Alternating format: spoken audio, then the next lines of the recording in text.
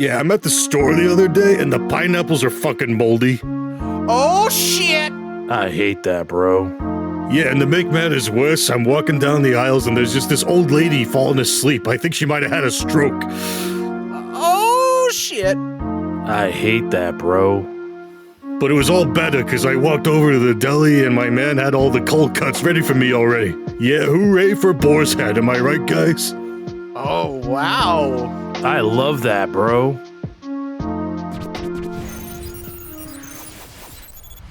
Step into video game land. Welcome to Fine Time.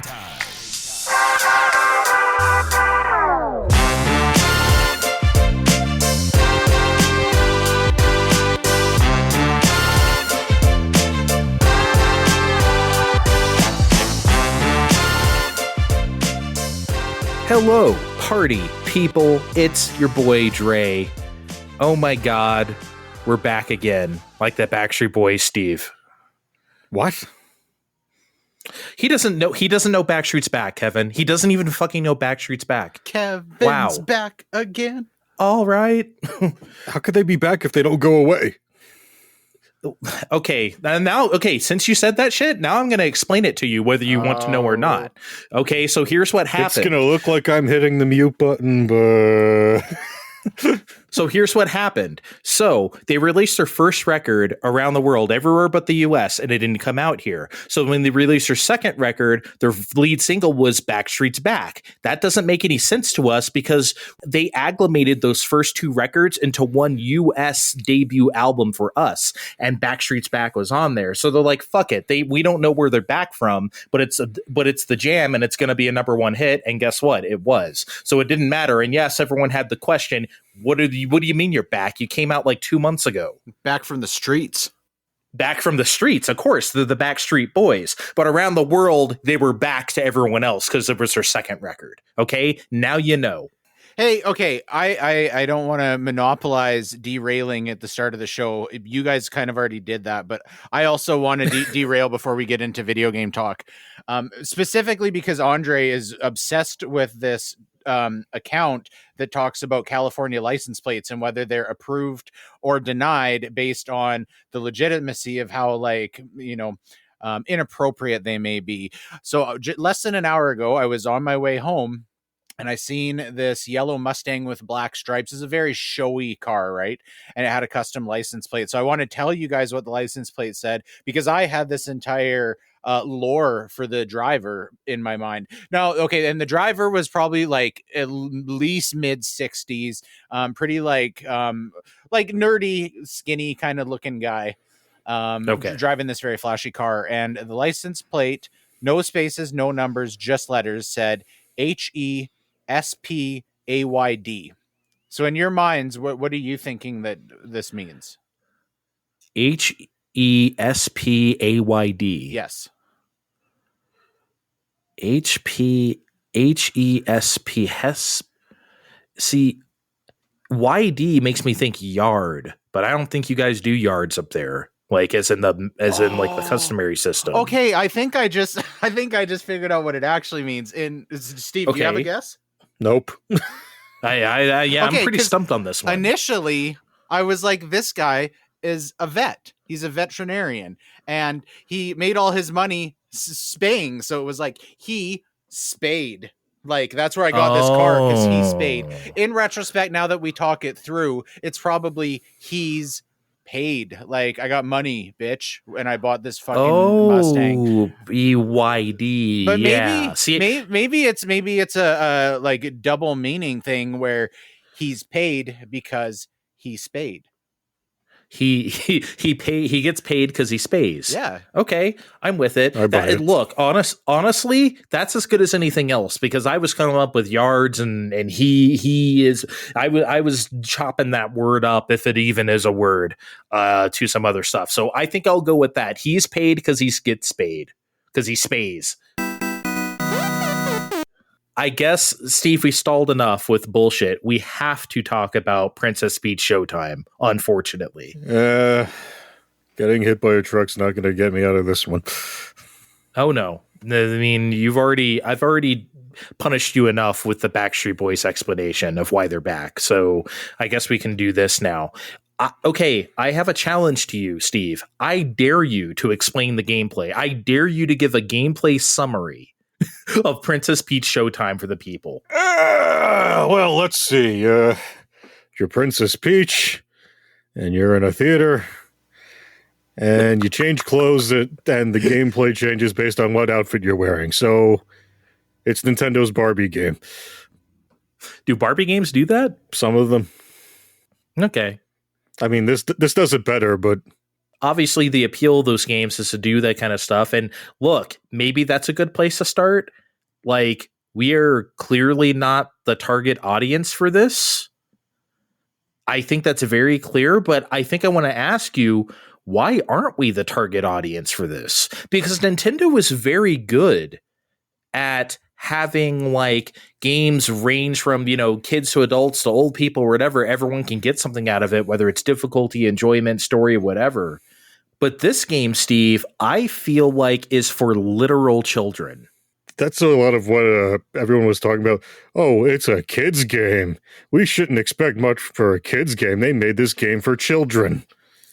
I don't know. I think that's an easy way to write things off and expect less from things, to be honest. Yep. Nailed it. And that seems pretty tone deaf too, because Nintendo knows that when they release these, that Nintendo fans are still going to want to play this just because it's a Peach themed game and they're using like the big Mario World characters. Yeah. And so like that has mass appeal. This isn't, it's like Steve said, it's not just a Barbie game that appeals almost exclusively to young girls or whatever, and that's a demo. I feel like Princess Peach should appeal to anybody because Mario games and whatever appeal to everybody, right? So it feels like a natural fit in. This genuinely, Kevin, felt like I was playing a game like it was for toddlers. And that's fine, I guess, but even within that, Steve, I don't think this game is very good. I don't think this game could be for toddlers, Andre, because they don't fucking talk in it. That's insane. I cannot believe this game has no voice acting. That's crazy. You're using a theater as your backdrop and nobody talks. Unfucking acceptable. You know what, though? And okay, and I've never been one to defend against this, but people have been saying this about Nintendo since as early as GameCube, and rightfully so. How come Zelda games don't have voice acting? How come this is just like silent and people speaking gibberish? And, you know, sometimes that's silly when we're talking about stuff like Animal Crossing. Yeah, the point is the gibberish. But then I'm like, yeah, you know, maybe Wind Waker could have been fully voice acted. That would have been nice. But then you have the Nintendo defenders out there. No, it's more special if you... No, it isn't. Okay, voice acting can be special too. All right. Point is, Princess Peach Showtime is the kind of game that needs this.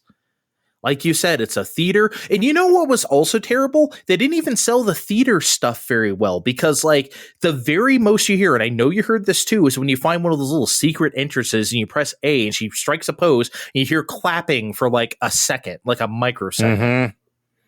That's the only audience participation that you hear. There should be hooting and hollering and all sorts of recorded, like, shit, get one of the laugh tracks from Bewitched. I don't care. Like, something, anything to make it feel like you're actually on stage, and they don't do that.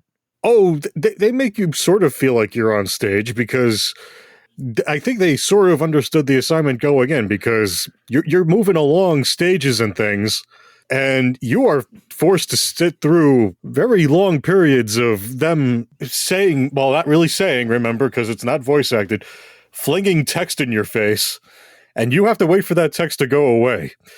I complained about this in the Pokemon Scarlet Violet times, like, okay, it's very annoying when you all do that here, but do this for every level, and if you're one of those people that have to go back and find everything, remember, this is theater, so you're not gonna. You can't just go back and go looking for it. You do it all over again, and that means people are gonna just go up to your face and be like talking air bubbles in your face, and you gotta sit through it again the whole time because this is theater, but not really. It's very glacial. It's like Wii U glacial. I think that's the way I described it to you when we were playing it. It feels like a Wii U game. You know, every game during that era feels so like you said, so it puts a lot upon you with those text bubbles and just like the loading times. Honestly, if this were an alternate dimension where Princess Peach Showtime Deluxe this was from like the Wii U times, I wouldn't be surprised. This is totally a product from that time. They probably just sat on it because they knew Wii U was out the door, and it's like, well, we don't have anything else to do. So it sure runs like a Wii U game, I'll tell you that much. The performance sure feels like one. And because it's bad. I don't know what the hell's going on. Sometimes it's running okay, but a lot of times she's barely struggling to walk across the screen. What is going on? No one tested this thing. Well, you know what really sucks is when you do like the couple of like horse sequences or there was a lot of auto scrolling parts in this game, which was kind of weird. But any of that stuff, when that stuff starts chugging, oh man, it's like one of those horse ones. I think one of the last horse one near the end was Chug City. That frame rate could not keep up. And every time she transforms, it's like in the teens, the frame rate. It's bad. Like, okay, I'm not saying this should be like some super animated Sailor Moon magical girl, like, even though it should, by the way, it should be that. I was going to say this absolutely should have been that. Okay, no, you are correct. Okay, I will concede that to you. You are absolutely correct. However, even though it's not that, you could at least make those transformation sequences look as good as possible and stylish as possible. You can't put it out running in the teens and it just looks okay. I mean, that's just not going to get that across. Were they trying to like push graphics when this is chugging, or was it just like disjointed where it was chugging, as if it was just poorly optimized? Poorly optimized. I don't think this game looks better than Super Mario Odyssey, and that game runs fucking 60. So like, I don't know what happened here. I really don't know what happened either, because with good feel, goofy theater, funky scenarios that change genres as you go along, this is their musical numbers, this is their bread and butter. They used to do this sort of thing when they worked at Konami. They know what this was. I don't know what happened. It's a big disappointment. It's really, again, when this showed up in the directs, we kept saying like, what is this? What even genre is this? And look, I do appreciate the uniqueness of letting you do various things. Like I like the Detective Peach thing where you get to do some light detectiving. Ooh, shine your light on oh, by the way, do you like how like you never lose enough hearts to actually be in danger of like you can guess wrong really all you want. It doesn't matter. I can't say I guessed wrong enough times, but well, I'm just saying, like, even if, okay, so you have 5 hearts, it's like there's 5 things in the room. You can guess wrong all you want. You're going to get the right thing. So it's like, I don't even know why they pretend like there's any danger. Because it's theater! Well, it sure doesn't feel like it. There is okay, I will give the game some credit. There are some cool little theater touches. I do like when they do the thing where the entire stage spins to the back. And you get like another scene. Mm-hmm. That's fun, right? I liked, again, with the horses, like that didn't run very well, but whenever they have some props like that, you can see the strings sometimes of the horses, right? Because they're puppets. They're very faint, but you can see them. The resolution is high enough to do that at least. But, at some point it felt very confused. I want to know if you felt this way too, like during the alien invasion level. The UFOs just looked like real ass UFOs. They didn't look like props at all on a stage. They didn't look like special effects because, also in that stage, they have like the fake fire, the cardboard cutout fire lit by like the LED lights, you know what I mean? Flashing. It's like, ooh, okay, here's some fire, right? And it's obviously fake and that's cool. Almost like Paper Mario fire or something, right? But then you have like I said, the UFOs don't look like that. They look like they're out to destroy all monsters or something like that. Well, it's like, okay, well, how is that possible on a stage? I'm going to do what you do when we do the bad movie things and probably give them too much credit. Okay. Madame Grape, as you may recall, is our villain, and she is invading the theater and blurring the line between theater and reality. And I think what was going on was the further you go up to her stronghold or whatever, the more that line was getting blurred because those scenarios were getting more and more threatening. At least that's what I sort of think what was trying to happen. Otherwise, you're right. This would make no sense and is very stupid. I mean, okay. As batshit as that theory is, and you don't need to give this game too much credit, of course, I'm going to play the bad cop this time. I feel like they could have solved that with like a 10-second cutscene of like her conjuring UFOs or conjuring anything, really. Right? Because we don't see her do that. She's just like, ooh, I'm evil. By the way, I'm going to the top floor. Okay, come get me. You don't actually see her do anything evil. We're told this is happening because of these strange powers. Andre, she hurt the feelings of theater nerds. What greater crime is there? It's just, man, not even one song and dance number, not even one like kick line, nothing, man. Come on. The whole mermaid scenario is based around trying to find the singer. How about you do all that and then you finally get the song.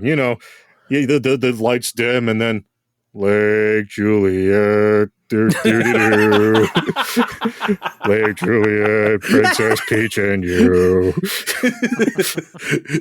I bet you could get that guy back to do anything. He clearly banged that out for $5. Yeah, you're right. I mean, that didn't come together either. I'm going to be honest. I completely forgot about the mermaid segment because it was so forgettable. I was just like, okay, are they going to make us do like the fake ass, like the Capcom Little Mermaid game? Right? But not really. I thought they were going to do the fake-ass Kingdom Hearts thing and make us do a rhythm game. Oh, Jesus Christ. That's one thing this game does not have. Okay, this might sound goofy. My favorite thing to do in the game was decorating the cakes. I don't know why. I think that's the only gameplay part I truly enjoyed. I like the music for that. I don't know why. Or at least the in-between music for that. Yeah. I think the music in this game is actually not bad. I do. I think it's not bad at all. I think that's just the problem with this game. There's a lot of things that you could see effort. It doesn't come together the way it should.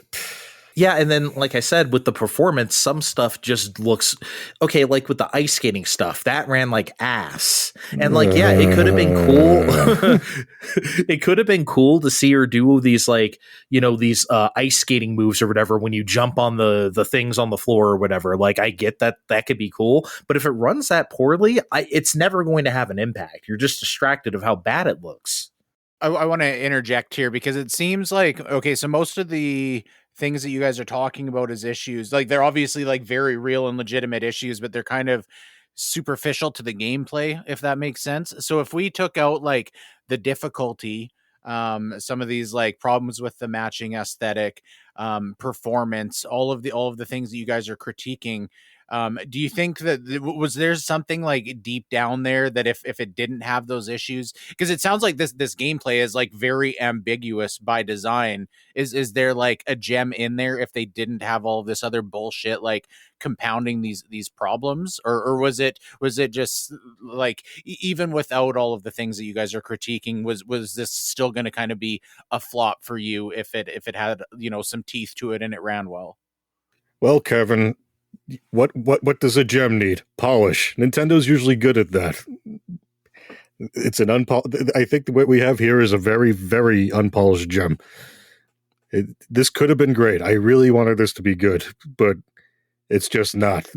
The way we're looking at this, all of these little things together just make this not a very good game for anybody, I think. I don't know. See, to Kevin, like, okay, so if this were the best version of itself that it can be, would it be good? It would definitely be more than decent, and I would have really enjoyed it on that presentational level. And the reason why I'm bitching so much about that is because in a game like this, gameplay, like, let's be honest, it's a little bit secondary. You want to enjoy the theater and the spectacle of it, right? So, like, okay, and the gameplay isn't that good. Like, Steve, you remember the kung fu part, right? Where basically all you have to do is jam on the A button and you're going to win. You barely have to time it with those like... Yeah, Imperial China from Live Alive, this wasn't. Yeah. like a lot of that stuff is piss easy. The ninja stuff, like you can get caught all you want. You just move back a few feet and then like, yeah. So like the gameplay stuff is not very interesting, Kevin, but it could be okay that it's not that interesting if everything else was good. Right. Then I would have said, okay, if you're just in it for the gameplay, maybe it's not really that exciting, but all this other pizzazz around it makes it a pretty good game. And I feel like that's the kind of game it should be, but it's not. You're talking about that knockback and it being easy. Like if it did have, just some like moderate difficulty, would that be enough to like fix the gameplay? No. I think so. So. I'm going to disagree. I think so. I'm surprised you guys went that way because Steve, your answer was like, there's like a very like rough gem at the core of this. So is that like strictly like presentation centered? They need, I don't know. I'm being very picky today. I want my Nintendo games to be Nintendo-y, damn it. I need it all here for it to be. This could have been amazing. It is not. I think with some added difficulty, a few gameplay tweaks of like just some more substance, right? I would forgive all the interruptions. And see, that's the thing. If this game had voice acting, there wouldn't be any text bubbles and it wouldn't feel like interruptions. It would feel like this entire flowing like, oh, let's go save this person. Oh, this person's trapped over here, instead of stopping the game every 2 seconds and telling you this stuff, right? It would feel a lot more organic, I think. And the cheese on offer is pretty good. This could have been the kids' Star Fox 64, in my opinion, if this was voice acted, even though all these characters look almost the same with different hats on. Yeah, but I could have forgiven that too. But one thing I would have wanted, and this would have gone a long way with me. So like I said, there's different outfits, ninja, cowboy, etc., right? And there's like 3 or 4 levels of these outfits each.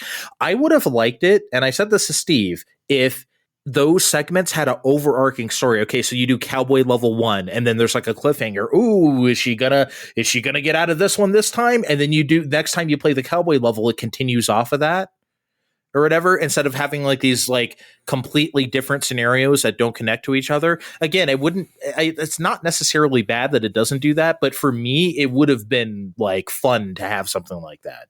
See, I was of the mindset where I didn't mind that being the case, but then I would have needed all the set pieces to be amazing, and they were not. We already went into, the mermaid section being dull as fuck, but then you have the ninja sections where you're waking up a mountain or some kind of metal golem and you're breaking shit apart at the end of all the levels. I'm like, well, that's fun as fuck. And then the level ends and everyone cheers for you, and then we're done having fun. Time for us to chug along in the lobby again. Would it have hurt them to make one gasp sound from the audience? Like when something happens? Like, come on, guys. Just anything. I'm not asking for much there. Anyway, I think I've bitched all I want to bitch. If you got anything left, Steve, in the tank, go for it. No, that's it from me. Okay, that's it for Princess Peach Showtime. Fine Time. Broadcasting worldwide.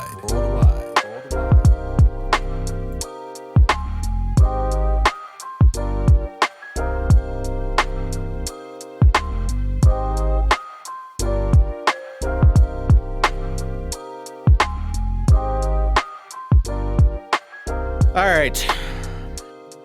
It's my turn. Uh-oh. Yeah, okay. I got a lot to say here.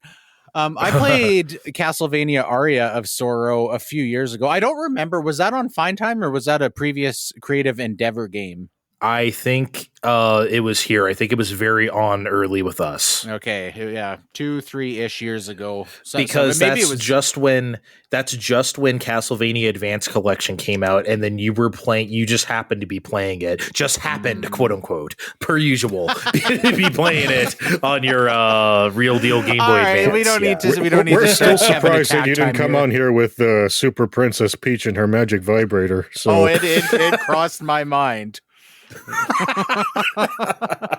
Anyways, okay, back to Castlevania. I loved Aria of Sorrow. Like I remember ranting and raving about it. And at the time, I remember Andre saying, "You got to play Dawn of Sorrow. It's like 100% worthy as a sequel." So I've always had this on my list to play in the back of my head, and I was really looking forward to it as this like real gem that I just knew was going to be great when I decide it's time. I just I had very high expectations. Now, it hits the same high highs that Aria did, as well as Aria did. But there are like some incredible lows that Aria didn't have, and I really don't think it's as good as of a game. And I know Andre was kind of a Dawn of Sorrow truther, so I'll let him berate It's my me favorite Castlevania game, straight up. It's my favorite one. Okay, well, let me start through my list here because I cannot like whatsoever see how you would rate this over Aria of Sorrow. So one smaller critique, the movement. And I don't remember when I played Aria if there was a soul that gave you a run ability, but I never felt restricted by the movement. And it's not that big of a deal because it doesn't hamper combat. And the movement you have in this game feels appropriate for the way that combat was designed. But just for general traversing the castle, it feels a little too slow. It's not debilitating.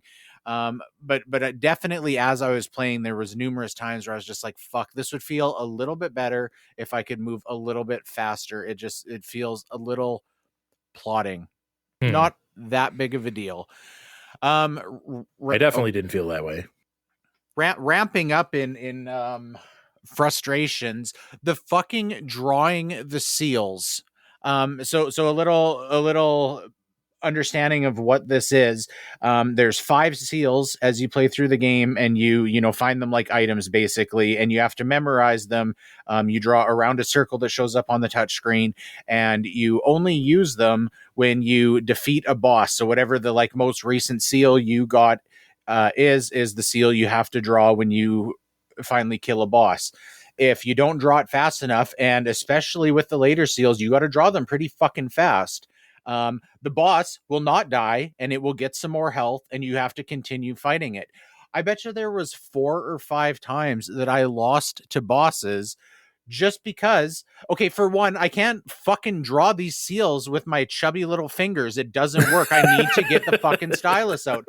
So I'm already like all fucking ramped up and shaky from fighting the boss. And I'm like, yes, I finally fucking did it. And I'm fumbling around like a dipshit trying to pull out my seal or trying to... Okay. This is Steve. Breathe one time. Kevin, while you're pulling out your stylus or whatever it is you were pulling out there, this is where I'll admit that this was one of my favorite advocacies for having the jumbo styluses that they sold aftermarketly, the clicky ones.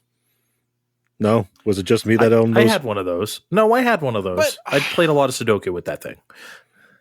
Like, okay, but why? Why do I need to like worry about how I have prepared my fucking stylus to play this goddamn game? Like, because my other alternative, and I literally considered this, was when I first get to a boss, pull the stylus out and try and juggle it like between a couple fingers as I do the entire fucking boss fight, so it's ready to go, so I can draw the stupid fucking seal. Now, like, okay, the seal thing adds 0 value for the gameplay, 100% 0 value, and only detracts from it. It's frustrating.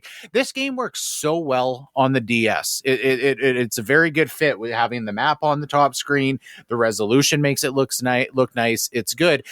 It's already on the DS. You don't need to shoehorn touchscreen functionality for every fucking game for the sake of it. I hate it. It did nothing good. Kevin, you watched the intro, right? Soma drew the goddamn seal with his hand and then locked up the fucking werewolf. That's the whole thing of the game. Justifying this with the fucking MacGuffin that they inserted so that you can have to have an excuse to draw the fucking seals? Like, come on. No, it was Kevin, don't try to reason with the Kevin, don't try to reason with the Castlevania the Adventure liker.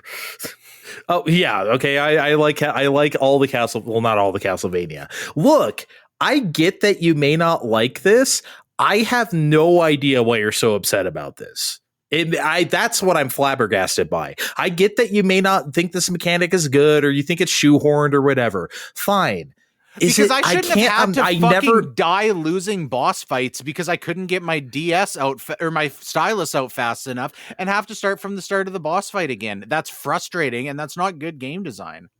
Once this happens to you, you fight one boss and you know this is going to happen. Maybe get your stylus out when you fight a boss. Well, okay, I mean, so I don't know what to tell. So then I have to do you want me to put my stylus in my belly button so it's ready to quick draw? Like, it's stupid. I mean, it's unnecessary.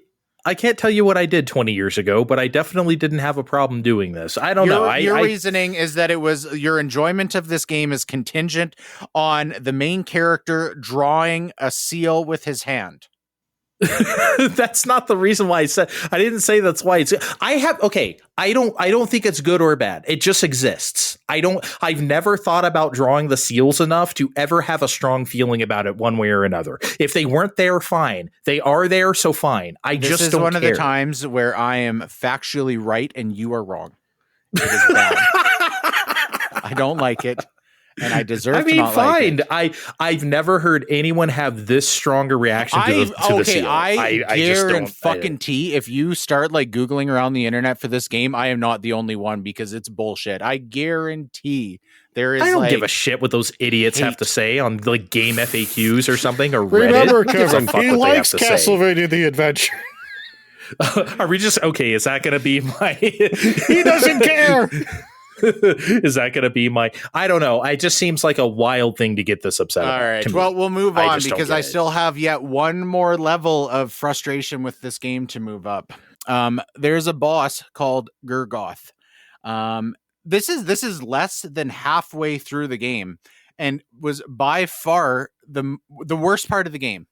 I died probably 15 times on this boss, and that is fine on its own. There were some of the bosses in this game are hard, and some of the other ones I struggled with too. Like genuinely struggled with, going back and back and back and trying.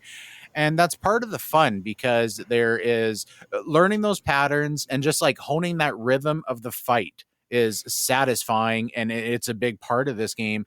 But this Gurgoth battle was not that. I truly believe that specifically this boss fight falls in the category of poor game design because, for one, the boss is huge, and I really don't feel like his attacks work with the moveset that you have. It feels truly like cheap and bullshitty.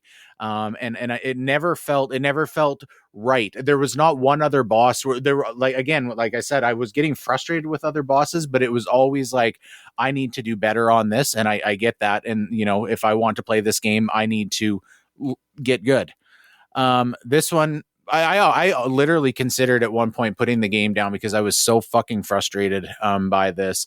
And what's even more frustrating is this boss was the boss directly after a boss that I had stopped, and I went into my notes app on my phone where I keep all my like random assorted thoughts for the show. And I had something like, great mechanics, unforgettable boss fight. The boss before it, really visually interesting. It had a very unique concept. And I was like, damn, this game has bosses locked down, followed by this bullshit. I mean, look, I'm going to be real honest. This sounds hella nitpicky. We're talking about one boss you didn't like and some seals, which nobody has ever bitched about before in their entire life. I just feel like this is really over the top for just for a couple things, if you ask me. These are big things. As I played this again, like I said, and I'm not trying to be over dramatic. I almost did stop playing it because I felt like I genuinely lost some respect for this game because of that boss fight, because I felt like it was so poorly designed. The answer to everything in any game past Castlevania game past 1997 is to just grind a few levels. You couldn't grind this guy out?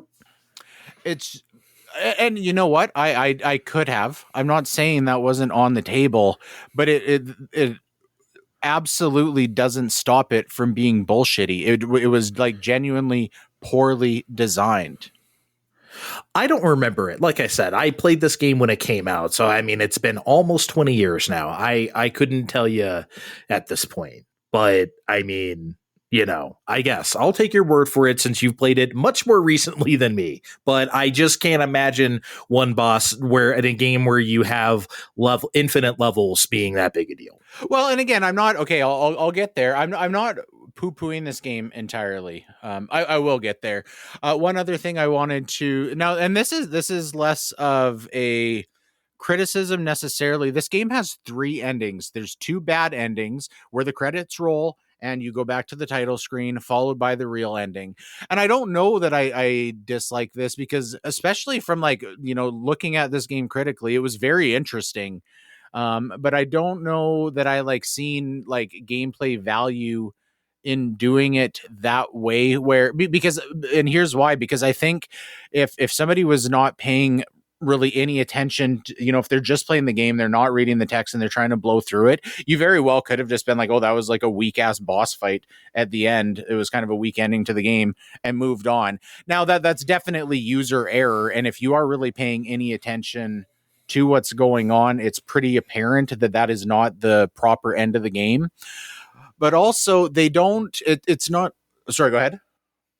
No, I was just thinking to myself because I remember thinking that was one of the funniest things I had ever seen because it was so obviously fake. Mm-hmm. And then they have that Julius and whoever have that conversation afterwards. Well, if only he would have wore that thing that I'm highlighting in green right here, and then let's roll the fake ass credits. Okay, so that was what I thought was a little bit interesting too. For both of those fake out endings, there wasn't anything before those endings that would have given you any understanding of how to avoid hitting that bad ending and play directly through to the good ending. Yes, however, I will take this approach that they took in Dawn of Sorrow way more than Aria of Sorrow, where good fucking luck figuring out what to do. I dare anyone to figure that out without looking it up. You can't. You cannot. I will not believe anybody who tells me that they did. Because they didn't. Okay, and I don't remember that. I don't remember having to look anything up in that game. I'm not saying it didn't happen. It very well could have. What is at the end of Aria that you need to do? See, it's been a couple years now since the collection came out. You had to wear certain souls. You had to wear a certain combination of souls, I think. Yeah, and you would have no idea what they are. There's very vague clues as to what they are, but they're no help. They may as well be from Castlevania 2 Simon's Quest kind of clues. And it's so everyone I know looked this up. At least in Dawn of Sorrow, I could just do it. They just told me what to do. I'll take that. I get it. In 2005, it's not hard to look it up either. But at the same time, it's also this lets you see the bad ending. I think there's value in seeing for that, sure. In my opinion. So I don't know. I didn't mind it, but yeah. Yeah, again, I'm not condemning it for this. It's just it is to evaluate it for the show is interesting because of the way they structured it. So yeah, like I said, I don't overall 90% of the time when I was playing this game, I was very much enjoying it. The frustrations I had were very fucking frustrating to me, and it felt very real at the time. Art wise, I don't think it really matched. It looks good on the DS with the increased resolution. I do think that Aria looks better with the pixel art, but I think that's very much just a preference thing. They did some really good work with the sub areas of the castles. There's this one where it's the residence area of the castle, and it's got this a lot of it's a playroom. So, and I specifically loved, there's this fat clown, and when you kill it, it poofs into this very brightly colored splatters of paint, kind of stuff like that was really fucking cool. Excellent stuff. The music through this game is super good. There's a theme for the wizardry lab. And it was very much a standout. Actually, I sidebar, I'll find that and I'll send it. And we should do that for our weekly music at some point for the show. Hey Kevin, want to know what my favorite Castlevania song of all time is? Is it the Wizardry Lab? It absolutely is. That good. song is called Dracula's Tears, believe it or not. So yeah, it's like interesting music too, because it's got like hints of like sounding sinister. Overall, it sounds like it's got this like hopeful vibe to it. But it also has like jazzy elevator music to it. yes, It's so fucking it's cool. incredible. It is an incredible song. It's one of the best songs of all time. Absolutely.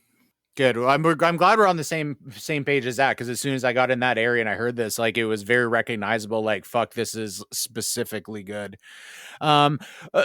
Same as Aria, this game, I really like the like cycle of going back and forth between, I feel super overpowered, and then I'm like, oh fuck, I'm never going to be able to get through this area, and then I'm overpowered again, and you're constantly like kind of going back and forth between those feelings, and that's really satisfying and addictive. And even just, so like the idea of trying to like, if you want to like look at a game critically, I feel like this game, there's so much meat on the bone to evaluate. The parts that are so good make those parts that are bad that much more frustrating, because it's detracting from something that's so like well executed otherwise. Overall, and I hate saying this, because I almost always say, it's always better for a sequel to try to do something different from the game it's following, even if it fails. But honestly, I do wish that this would have just been more Aria of Sorrow with different settings in the castle. Sorry, not sorry. That is I always put Steve's bad opinions in the top tier of Fine Time. That last line has to be maybe it's got to be up there for you. It's pretty bad. That's a terrible idea. General consensus is that this game is better than Aria of Sorrow, because I doubt that it is. Yes, absolutely, no doubt in my mind. I honestly couldn't tell you, but I do have a quick question for Kevin. Do you have the original case or the Konami The Best case, where they put the picture of the case around a white frame? And tilted it a bit. I feel deeply exposed, Steve. I played this on an R4 card. Unbelievable. Okay, we need to take a break, and we can talk about Kevin's behavior. Give us a second. Whoa, please. we're not showering. You're that mad? No, we're done. Fine time.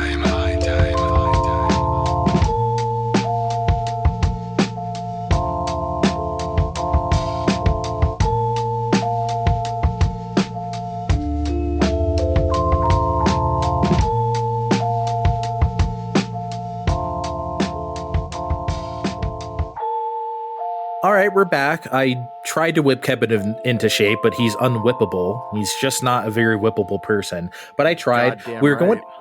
Oh my God. We're going to talk about this indie world. We're going to do the highlights per usual, just kind of blow through some of them. Steve, will you be our indie world host for the day? Yeah, sure. And what better place to start than the beginning? They showed off Little Kitty, Big City. This went from no time anywhere at all to opener in indie world, because it's coming out soon-ish. I kind of want this. You're a kitty in a big city, and you're doing bullshit cat stuff to find your family, I guess. It looks like it'll scratch a few itches that, that Stray will not. Back then you might remember me complaining that, the cat is incidental. No one seems to care that you're a cat. Here, everyone seems to care that you're a cat. I like that. Well, thank you for reiterating your worst take on Fine Time after Kevin just had his. Both of you are on a record pace today. I guess I should pull out one of mine soon enough. It's taking every ounce of restraint from Steve to not bring up Junk Drawer Sorting Game. Yeah, that's fine. Right. I mean, but I got bigger fish to fry, like Yars Rising. Yeah, you remember Yars Revenge? Well, here we have Yars Rising. I would love to respect that this new Atari is trying to be back, as opposed to the other Atari that's like, I'd love to open up some hotels and invent a cryptocurrency and then not have that. Like this Atari is trying to be a game company, and they're trying to give it an honest attempt, but I'm really not sure reimagining one of their best games as a search action with a Forspoken-esque chatty protagonist was the project to greenlight. especially from Way Forward, and especially given Way Forward's recent track record. I mean, I liked Mummy Demastered a bunch, but since then, I'm not really fooling anybody with this. I'm buying this for like $5, aren't I? Mummy Demastered was in 2017 or something. It was. Yeah, you know me. I see Way Forward. I'm out. No, thank you. I'll just pretend I never saw it. Looks like crap. No, thanks. I think the trailer even opened with so let me get this straight. You might wonder how I got in this situation, or one of those. It's me, Yar. By the way, you said everyone remembers Yars Revenge. Nobody remembers that shit. Everyone of a certain age that listens to this show. You're right. I keep forgetting our demographic is actually like people our age. If the demographic is people our age, they should know what Yars Revenge is. And if they don't, then we need to rehaul our whole demo. We need to do market research bad. No, I think they do. You're correct. Fine. You're right. Again, God. Otherwise, we might have to re-find ourselves and like the next game, the personality test game. I don't know. Me and Andre enjoy some robots trying to find a sense of self in our time. Listen to our AD Police episode today. I think the game is pretty chill looking in its melancholy. I'll probably give it a chance. Looks all right. I like the art style. That's half the battle for me. So I'll give it a shot.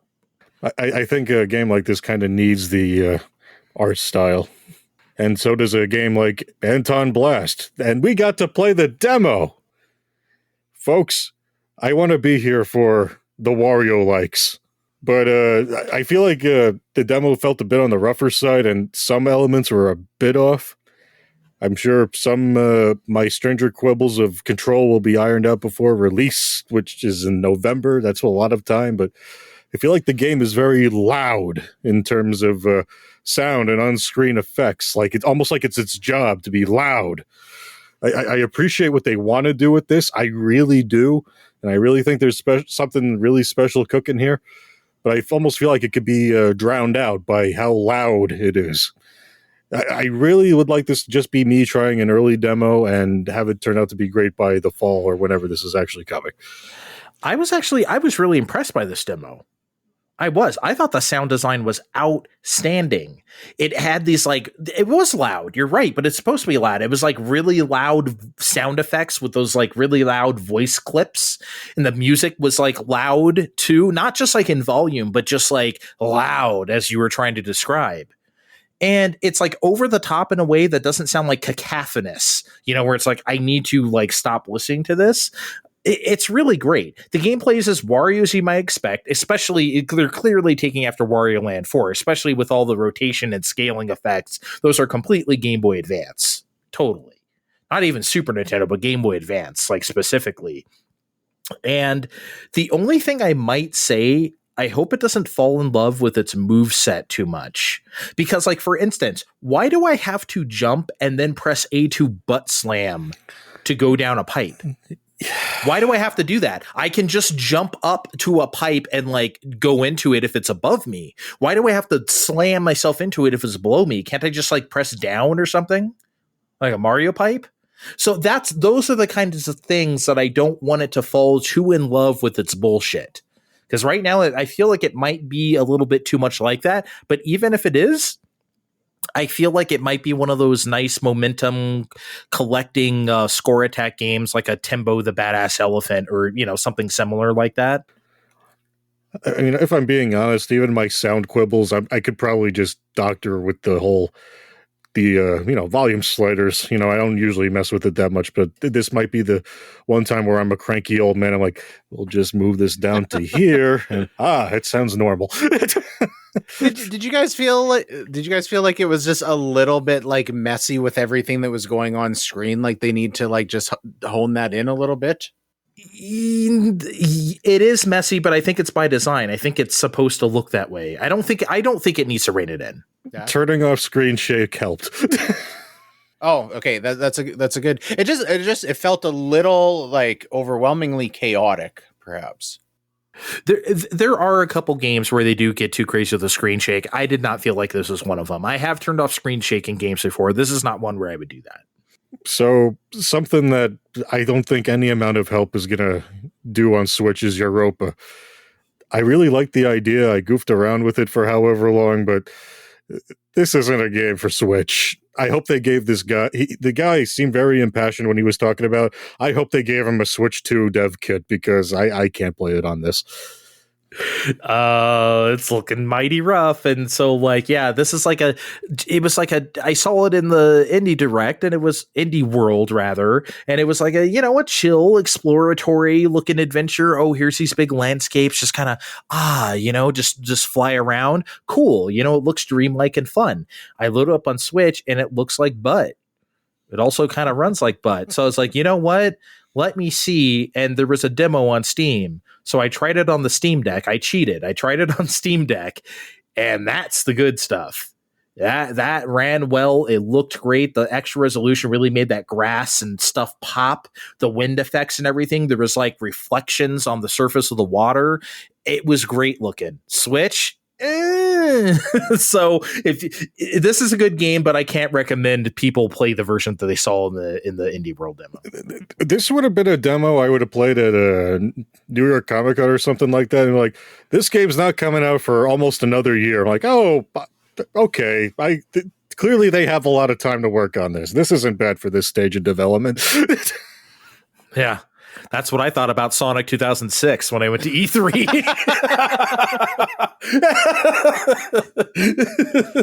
I didn't get around to the demo, so I'm just saying this based off of this trailer.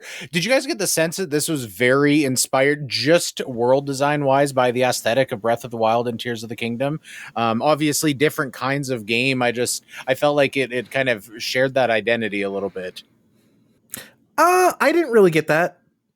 Steve? Nah, why? Because it has colors in it. Every game that has colors in it is going to be. Well, I mean, just even Breath of the Wild, so like the music in that trailer felt Breath of the Wild like.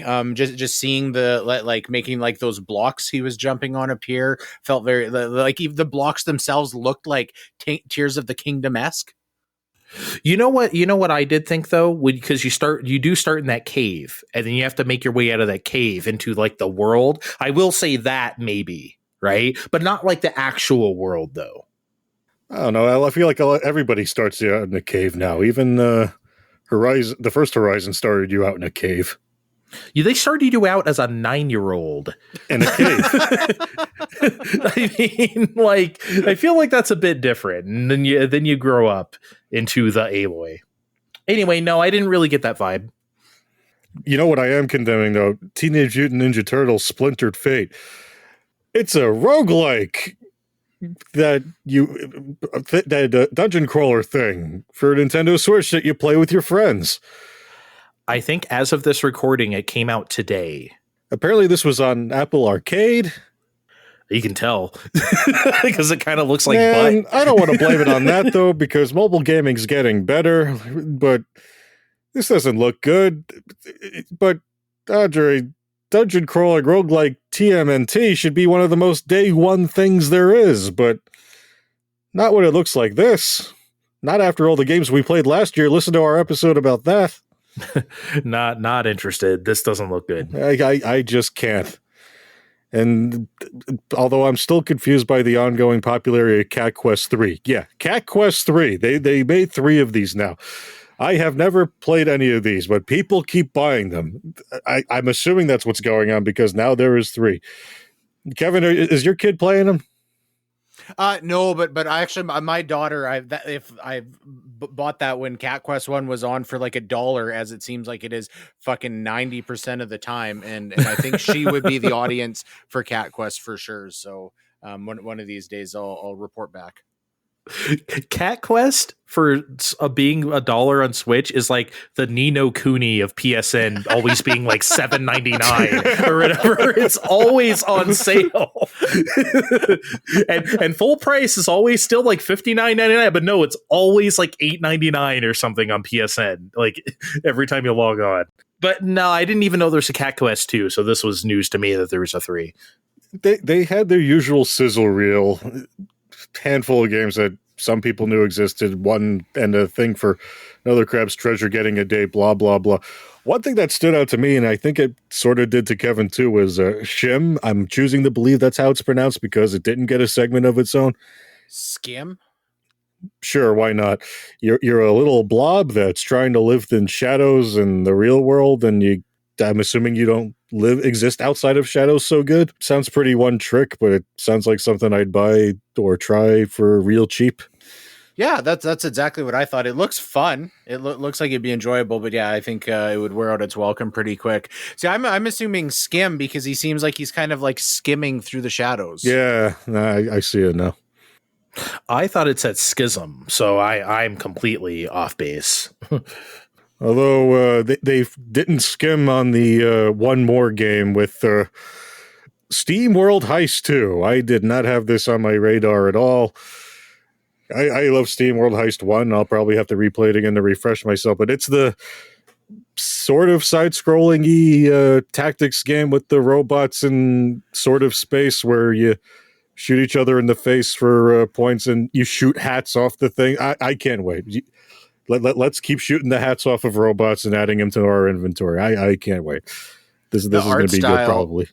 Was very cool on this one. It looked a lot like Tropical Freeze that had cell shading injected into it. Huh. You guys just look at me like I'm stupid. I got nothing on the Steamworld. That was Steve. He left you. He gave you the dead fish. Don't look at me. You guys such solid gold deep thoughts here, and everybody just. I don't know jack shit about Steamworld. The Steamworld liker just gave you. I don't either. I seen the trailer and I was like, this looks pretty. That's my observation. It does look pretty, and you know what? This was a pretty good indie world. It was so good that I actually compiled the list of games for me to go through this time. Unlike last time where we just I didn't even bother, and Andrew was like, there was an indie world. No, this time I forced you all to go through it. So and it was good. It was a good show. Mm-hmm. Better than usual for sure.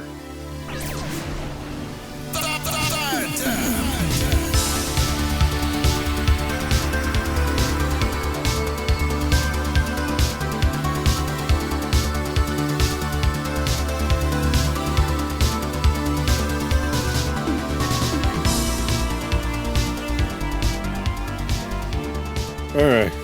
So, just in time for everybody to pay their taxes the other week, Nintendo announced on April 15th that they will not be at Gamescom this year, stating, Gamescom is a great event, and each year we evaluate whether Nintendo should participate or not.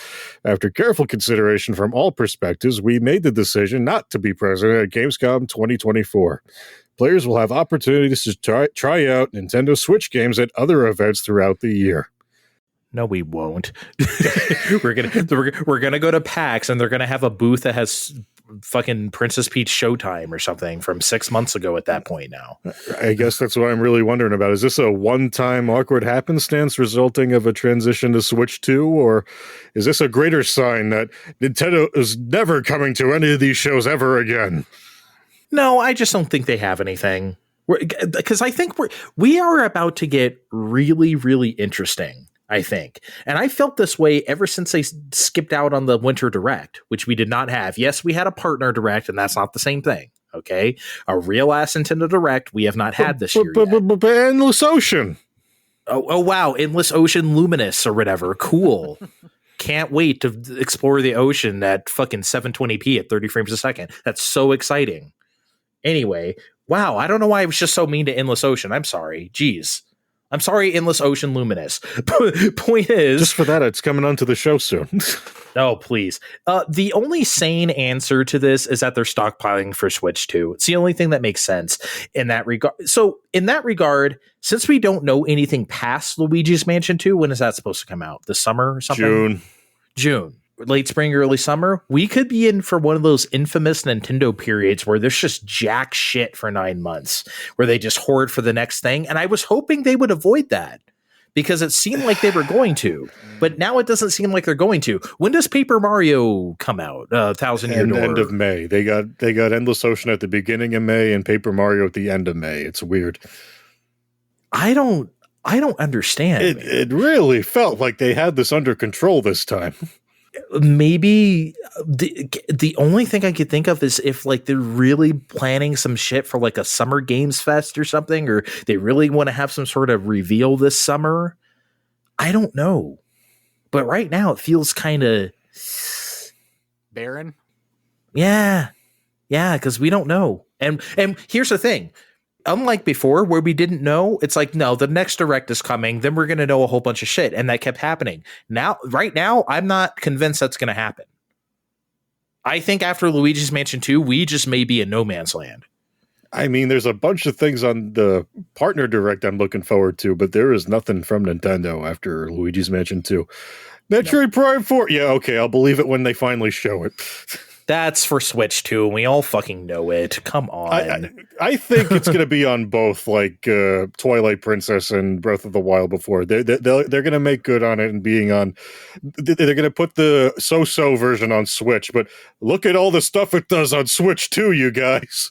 Yeah, you can't talk about that in front of Kevin. He's going to get triggered again about Twilight Princess Wii coming out first. Yeah, you know that. I'm trying to be silently triggered, but I know what pisses you off I at was this point. triggered. And now I can add Dawn of Sorrow seals to the fucking mix. Wow, Jesus Christ, fucking just as legitimate. He's going to send the Christmas package this year, and it's going to have a lot of pentagrams and pencil on it. Please. I love that shit. I don't know if it'll get through the USPS, but please, yes. You guys are going to be on a list for sure. So everybody's squarely thinking early 2025 Switch 2 at this point. We've abandoned hope for late 2024. I've abandoned hope for 2024, Steve. I want it to be 2024, but it's looking like 2025. They would have had to say something by now. Yeah, and this direct around this time would have, unless something happens like next week or something, which I don't see, then yeah, 2025. Unfucking fortunately. Well, you know what? We're going to have all of this extra money from no Nintendo games to buy. So, actually, somebody has a good idea what you guys can do with that money. Former Blizzard. I'm good with an investment opportunity. What is it? Oh, good. Let former Blizzard president Mike Ibarra, is that right? I think so. Suggested the option to leave a $10 or $20 tip on games. So he said, when I beat a game, there are some that just leave me in awe of how amazing the experience was. At the end of the game, I've often thought, I wish I could give these folks another $10 or $20 because it was worth more than my initial $70. And they didn't try to nickel and dime me for every second. Holy fuck. Wow. I feel like in recent times, rich people have been really brazen about trying to get us to give them even more of our money. Mm-hmm. Have you guys seen that article recently about how we should tip our landlords? You remember that article from like fucking New York Post or some rag? I think that was written by a landlord. Yeah, well, of course it was. That had to be published for clickbait reasons, though, no? That was like a legit, no, but like that wasn't like for, if it was like from BuzzFeed or something, sure. But like this was like a legit, okay, yeah, I'm not saying like Huffington Post doesn't like have clickbait. Of course they do. I'm just saying that like, I feel like people actually think this. Like, and by the way, I will tip indie developers or independent music artists like all the time. If your album is like $5 on Bandcamp, I'll very often make it like $10 if I like what I hear. You know, and especially if I bought stuff from you before. Like, and there was a recent Humble Bundle that I got that was like, I think $26. It was where I was buying all the anime titty games. You remember that one? I was like, I want to get these like, you know, like Onei-chan Bara and like, you know, like shit like that, right? I bought all that shit. It was like $26. I think I made it $40 because it's Humble Bundle and I wanted to give to like a cause, not some fucking executive who's gonna buy like an overpriced coffee with my like extra $10 or $20. Fuck them. Like I'll give it to people where I know where it's going and I want them to have it, not Nintendo or Activision. You know? Yeah, I'm completely with you. They can suck a dick. Overall, there's been a big problem with tipping culture going off the rails because it's turned into like very like obviously companies just pushing responsibility for customers to pay their employees to supplement in like very unethical ways. I feel like this guy should be blacklisted for making this statement, because I really do hate it. Luckily, I don't think this is ever this would never be actually considered, because I would put real world money on a fairly sharp bet that platforms do not want to touch this with a 10-foot pole. They would fucking go so badly. Can you imagine if Sony actually implemented a tipping feature into the PlayStation Store? People would be fucking wild. There's just no way. That is not a thing that can exist. Could you imagine a year and a half, 2 years from now, we got our Switch 2s, we're playing Splatoon 4, and Big Man's cousin Huge Guy is out there saying, hey, if you're enjoying the game so far, consider leaving some money. It'd be so fresh if you did. I'd be pissed. So what's Huge Man? If Big Man says, hey, what does Huge Man say? Yo, yo. Yeah. And then the parentheses. Okay. Yeah. It's disgusting. I mean, I guess this sort of spins back into maybe games just need to cost different things, but I don't know. I see you bring this up about dynamic pricing a lot, and I always say, like, we have that. I think we do have that. Not every game is $70 or $60 or even $50, right? Like, and not just indie games. I feel like there's a lot of things that do that. Maybe we should do it more, I guess.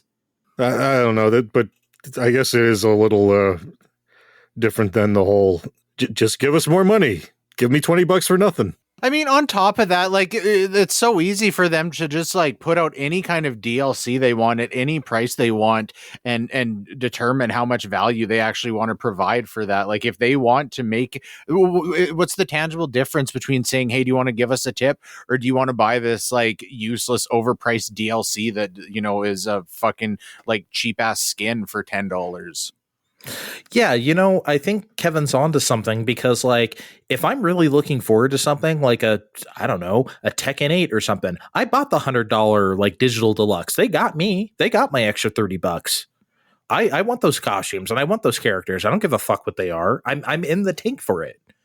Right. So, like, again, I mean, I don't want to sound like, hey, we're not going to tip you, but extra DLC, that's the way. Maybe none of this shit should be happening. But, like, I guess what I'm trying to say, if people want to give you more money, they will give you more money, not as a tip, though.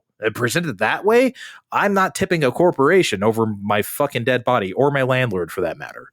You guys have never actually played a game and stopped and said, I wish I could give them extra money because this was worth more than what I paid for it? You guys have never felt that? Only from an indie game that I got for like $2, not from like a Nintendo game or like a, you know, some Capcom game or something. If I bought some cool ass like killer indie game for like $1.99, it's like, damn, I hope this person's making it. You know, I feel like I like underpaid them for this. I've thought that. Oh, I have. God, I feel like an idiot now for tithing $15 a week by mail to Ubisoft. I didn't know I was the only one. I thought that was part of the Canadian government fealty to France. You have to pay Ubisoft. Yeah, that does sound like a writer they would tack on. Yeah.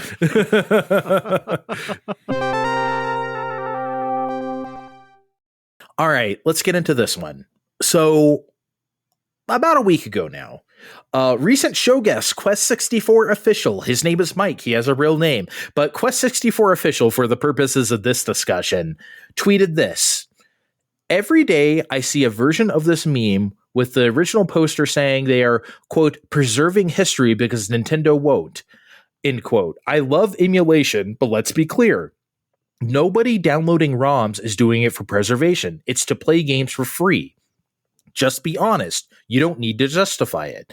And the included meme was read, people don't pirate old games to play them for free. They pirate them to keep them alive because the original cartridges won't last forever. That's what the meme said.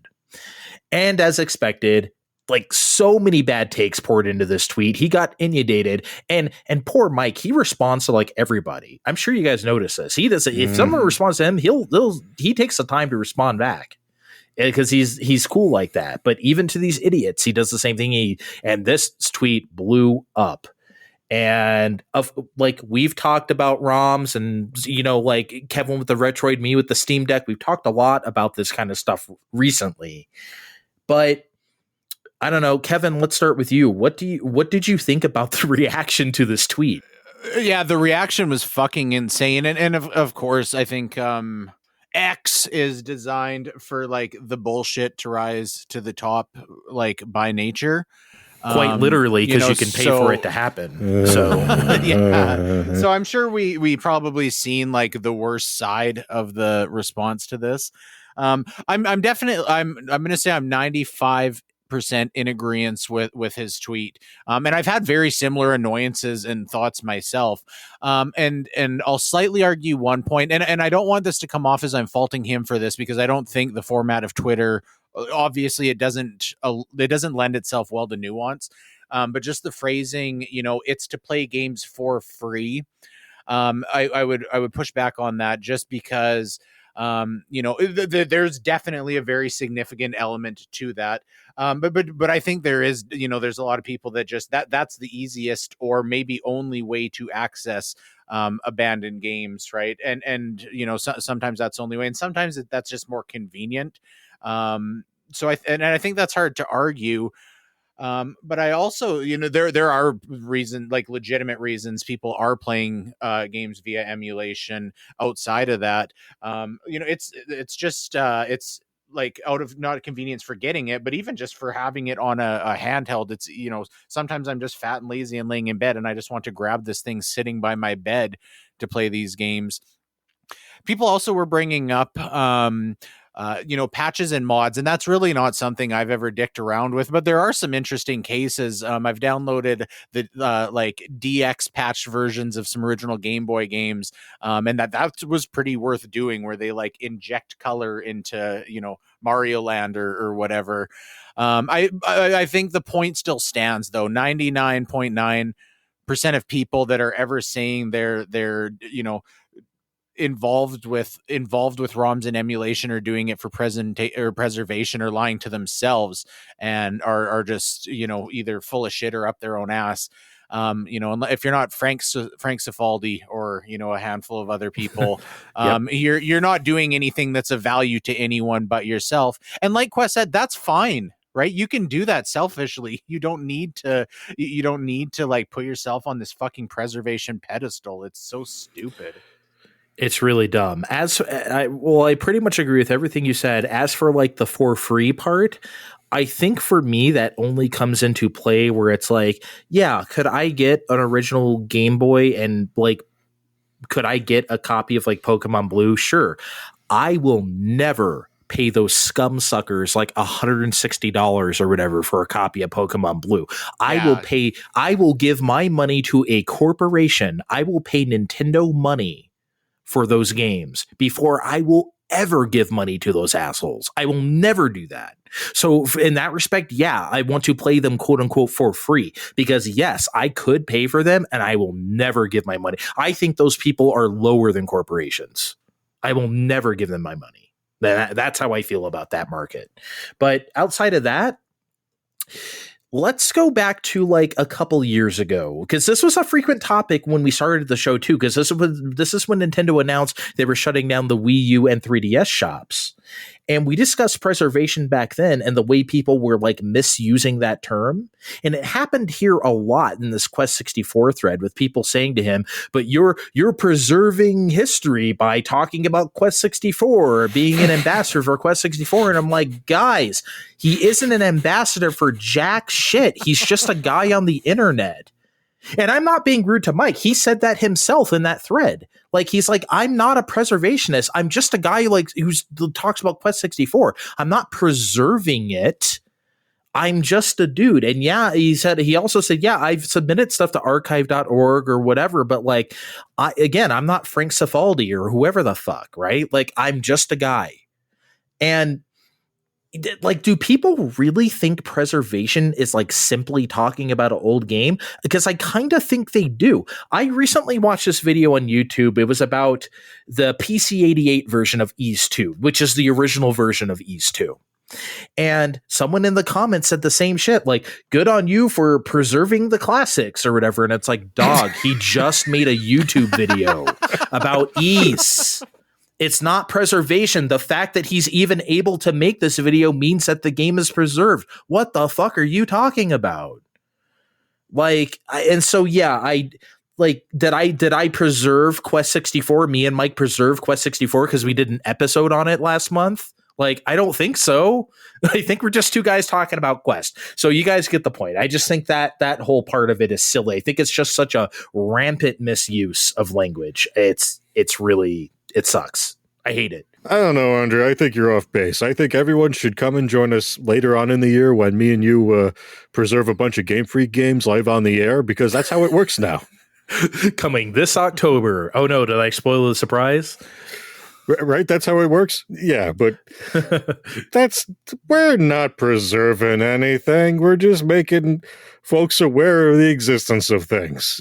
And, even things like the Nintendo Switch Online apps, which I love very much, don't really preserve things as much as they keep accessibility available to schmoes who don't want to jump through hoops. That's something I do find very important, but that's still not preservation. Strictly preservation in the slightest. Sure isn't. And I just wish people would realize that.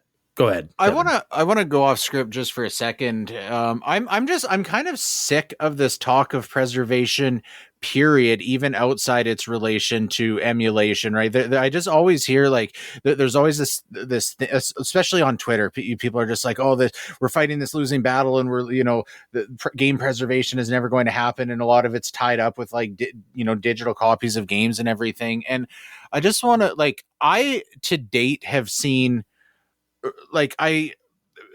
almost nothing of important value that's been lost. Like the underground communities have always found a way, people who are actually putting work into building emulators and stuff in an ethical way. We've kind of talked about the bullshit of emulating Switch and stuff a couple episodes ago. But what has actually been lost, even what Frank Cifaldi is doing for the most part is hey, we found this very restricted demo of Diablo on Game Boy, right? And that's definitely interesting, but 99.9% of the shit that people are going to want to play because they're like, oh, I remember playing that when I was a kid and I just want to revisit that experience. You can get it, and you can get it very easily. The battle against this preservation issue has just been repeatedly won. And not only that, again, back to the Switch thing, extended well beyond what preservation actually is, to the point where there's numerous options just to steal these games. I'm kind of tired about hearing about preservation, period. It's again, basically anything that the very wide majority of people are really going to want to play has been preserved and is always going to be on the internet, accessible in some format. Yeah, it's just again, we talked about this with the Wii U and 3DS shops. People are like, "Oh, we're losing Mysterious Castle Muramasa or something." It's like, first of all, you learned how to pronounce that 5 seconds ago, so don't pretend like you care. Okay? And I'm sorry if that sounds gatekeepy, but I don't care. People are caping up for stuff that they had no idea even existed. It's so fake. It's so obviously fake. They don't actually care. They're just jumping on a cause. It's just a hot word right now, preservation. We need to preserve. We're losing things. We need to preserve them. Dog, we're not losing a goddamn thing. That WiiWare thing went down. We have all those games. If I want to play Muscle March, I can do that anytime I want. I don't know why he went to Muscle March. I don't.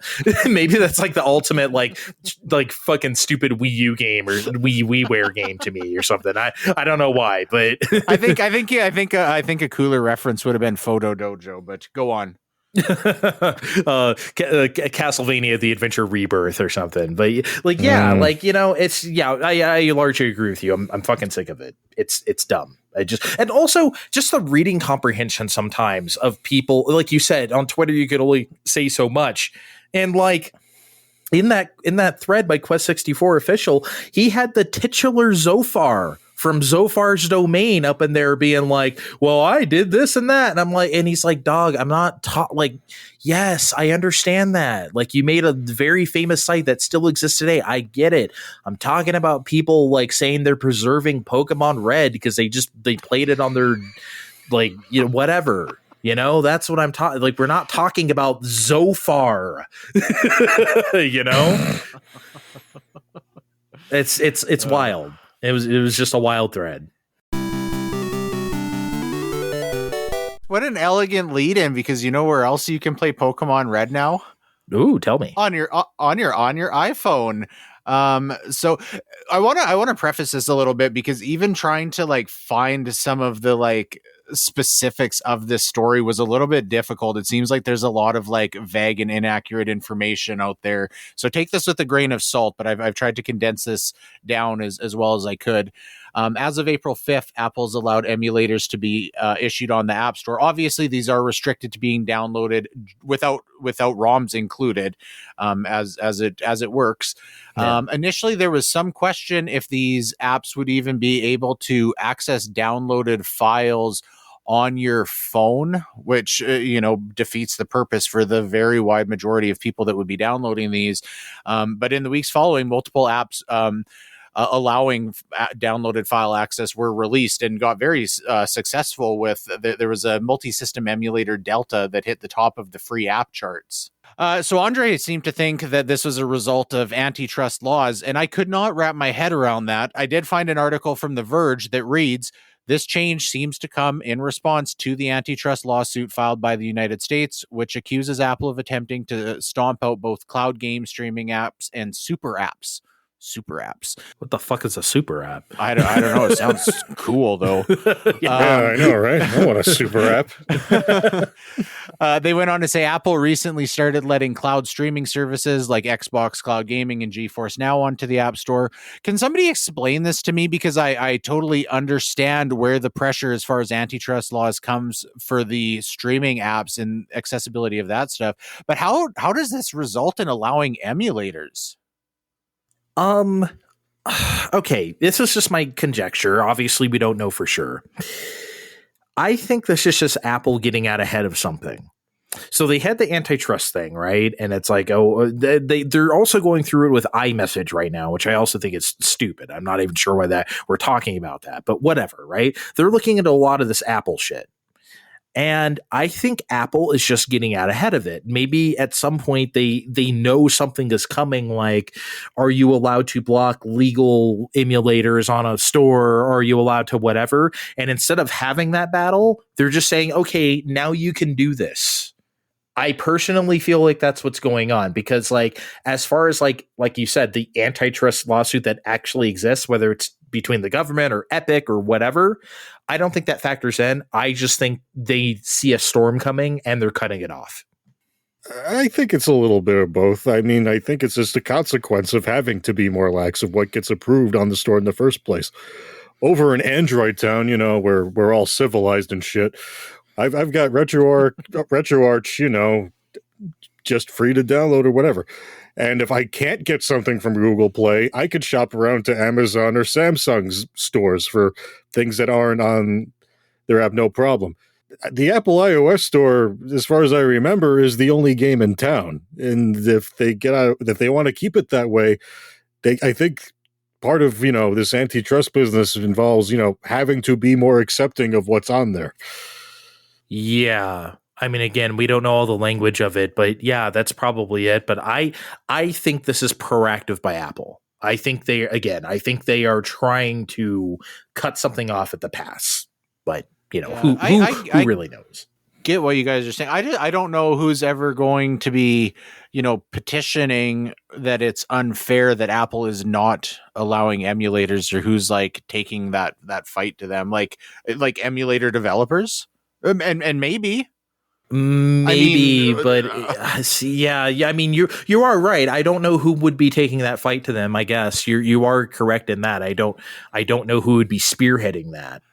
I guess though, the more we talk this out, because saying emulator developers, that's obviously a very David versus Goliath fight. But yeah, when we get down the path of setting precedent by saying, hey, you guys can't restrict Xbox Cloud Gaming GeForce Now, that probably does leave a pretty like wide open path where even if obviously going up against Apple's legal team is if that precedent is there, maybe that just allows them to not be able to dispute that, regardless of how much money they'd want to throw. And they probably don't really give a shit that much. I'm sure they'd rather people be downloading apps that are making Apple money. But yeah, it was kind of like the weird thing. I don't know if you remember this in the Xbone era, where like you couldn't have a free to play game on there that wasn't like a certain, I forget the stipulation, but Microsoft has some weird stipulation. So like stipulation. So PS4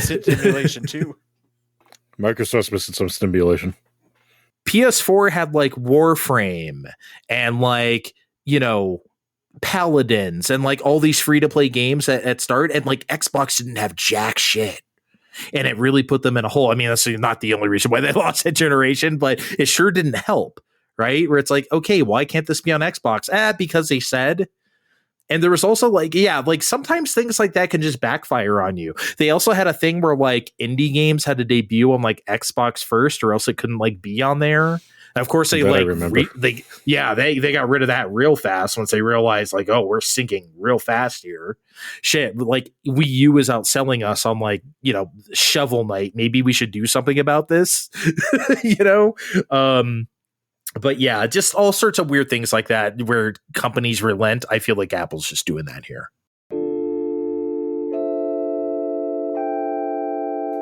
Okay, we may or may not have anything to say about this last one, but I just wanted to read it out loud because the tweet came across 3-4 in the morning. It was so ridiculous that I was like, is this real? It has to be real. And it is real. I'm just going to read straight from Wario64's tweets. Okay. Then you guys, if you have anything to say afterwards, you can. Embracer Group is splitting into 3 separate companies.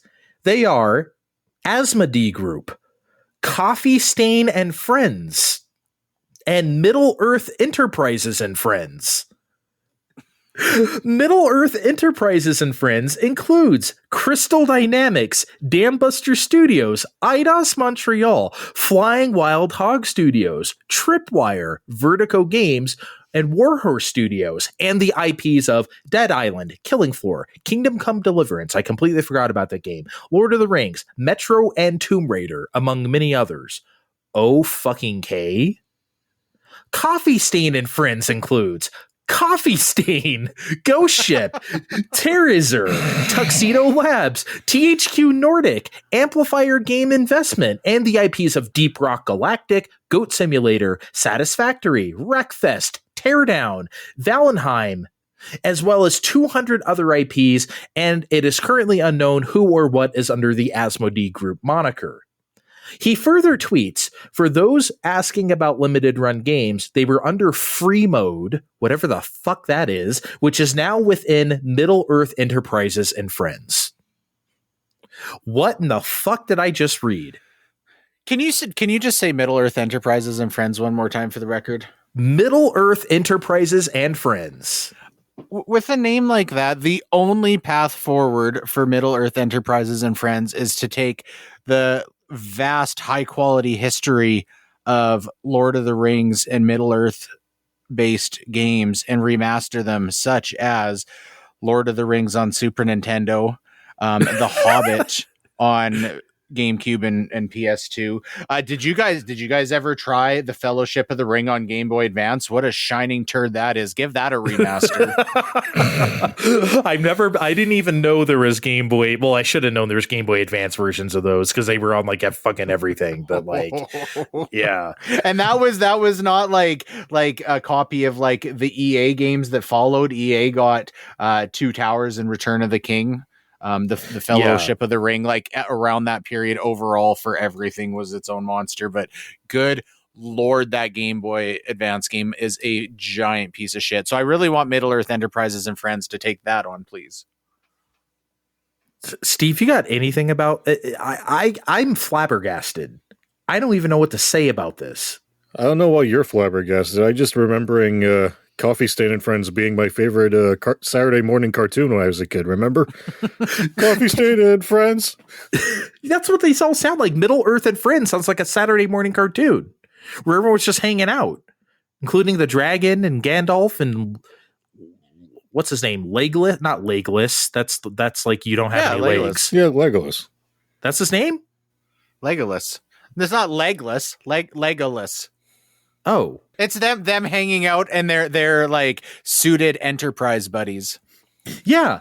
And it's just like featuring a zombie from Dead Island or whatever. Why? Okay. Isn't it so insulting? Imagine if you're IDOS Montreal or Crystal Dynamics and you just got super fucking seated by Middle Earth Enterprises and Friends. You're just a fucking basic bitch, the bottom bitch under this like other corporation. No, not a bitch. You're a friend. Okay, Middle Earth Enterprises and bitches is what it should be called. It's just, I can't believe it. Also, same thing for Coffee Stain and Friends. You're TH fucking Q. And you just got superseded by, what the hell is Coffee Stain? What is this? Is this a game? I'm seriously asking. I don't know what this is. I don't know either. They better have a good logo when it shows up on Biomutant 2. Well, that might be under Middle Earth and Friends Biomutant. Who knew? Guy, yeah, no, that was a THQ Nordic game. They'll get the Coffee Stain. Don't worry. Okay, Coffee Stain and Friends. As the first time I see that logo, I'm just gonna throw something at my TV. I just cannot. If that shows up on my Steam Deck, I'm just gonna drop it. Like it's gonna instantly fall out of my hands.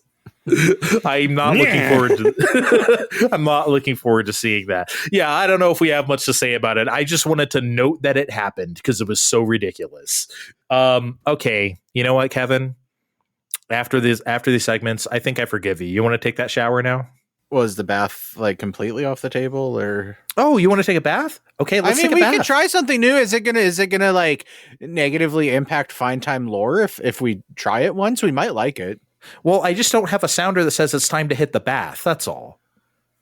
You know, I mean, we could still play the shower one. It doesn't matter. Can Steve give us like a similar sounding like drop saying it's time to hit the baths? Can you try, Steve, for me? It's time to hit the baths now.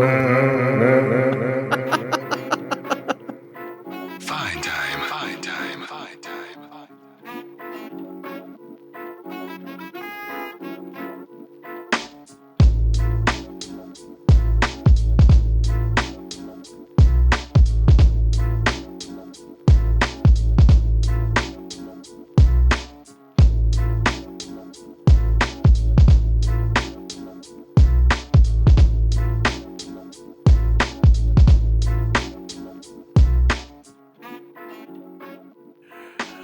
All right, nice bath, boys.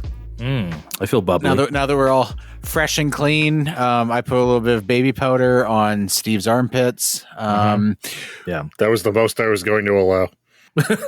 He was a baby about it. Gotta put the powder. I went to give like one poof of powder towards the crack, and he turned around and he said, "No, not today, Kevin." But we're clean and we're in fine form to play some bets. Let's do it. So we've got a whole fresh new round of bets to go through. So we'll do a quick recap of where we're going in here. As of now, Andre is still in first place with $11.50.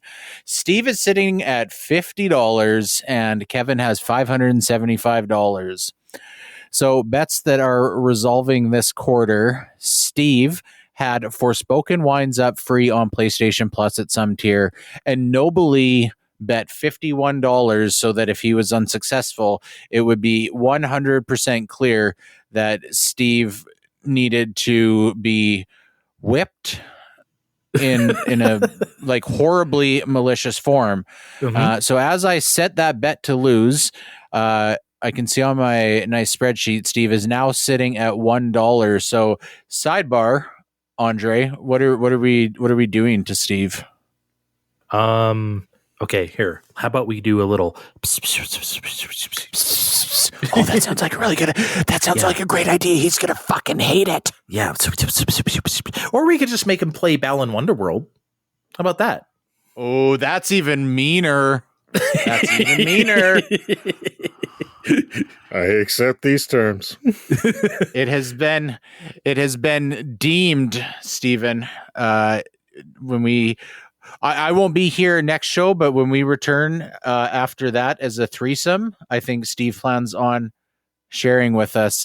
And if he successfully completes his mission, we're going to give him another $500 to keep betting with us, and that'll put him and I on pretty even keel here.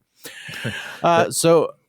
Moving along, Andre's bet that resolves this quarter was the Quest 64 account gets some sort of a suspension from Blue Sky, including temporary. As far as I know, that didn't happen. I'm not. I've been on. Last time I was on Blue Sky was probably about 3 months ago, but I feel like it would have been reported back. So we're going to chalk that one up. If you guys want to know why I do all the show promotion, you just heard it. We're going to chalk that one up to a lose. Andre dropped $50 on that one at 5-1 odds. I had to. It was just too good to pass up. And I threw out a modern Sonic Advance collection is announced. They gave me 10-1 odds, so I put $75 on it. Also, obviously, a lose. I was rooting for you, though. I would have liked for that to have happened. Yeah, it seemed like it seems like it's time, but I guess not. If that happens like this summer, I'm going to be fucking pissed. Summer Games Fest is hella going to have that. I'm going to go back and petition that I want a fraction of that, and also I'll recheck where Sea of Stars is on Metacritic and try and get something out of that too. Man, I just can't wait till next week when one of the 3 free games for May is forspoken. Oh yeah, it's hella happening.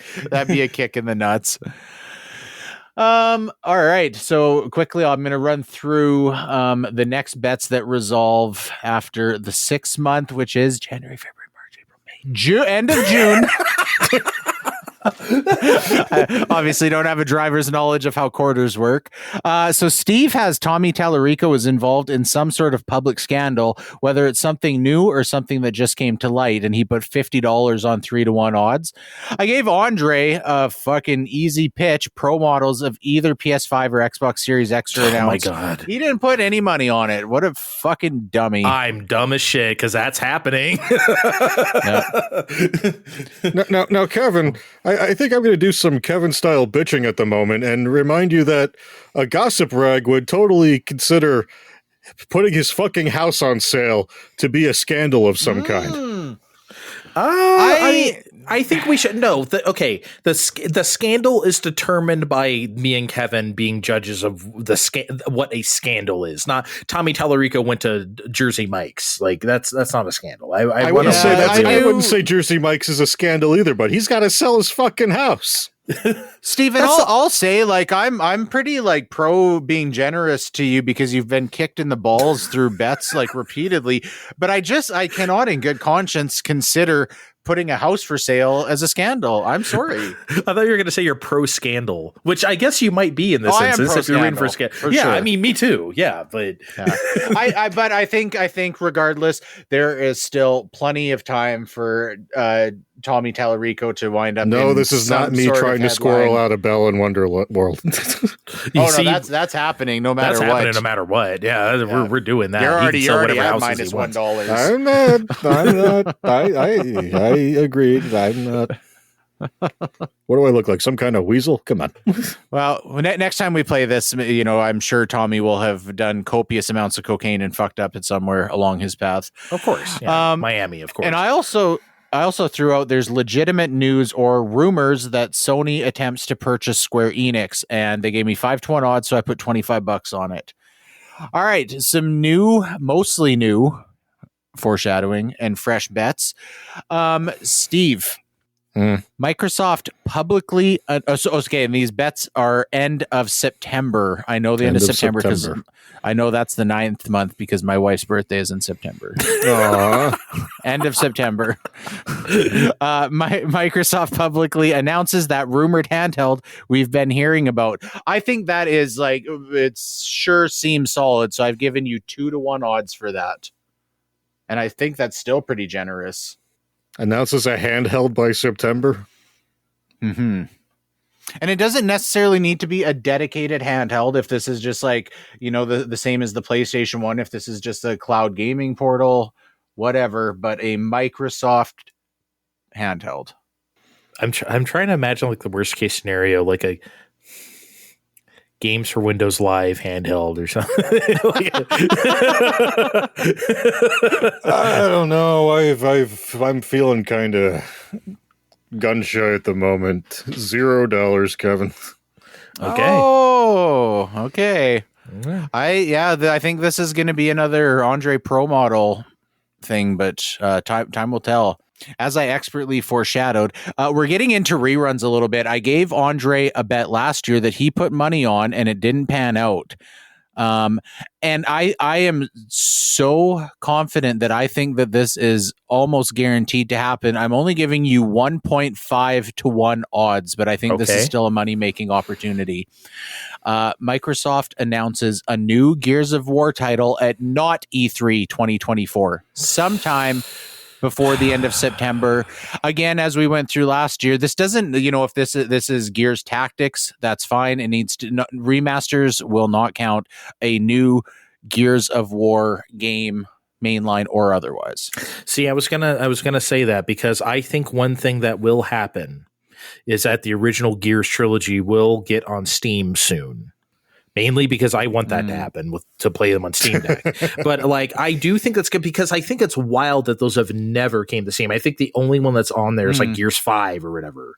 I can't believe those are like true blue Xbox 360 exclusives. I think that's crazy to me.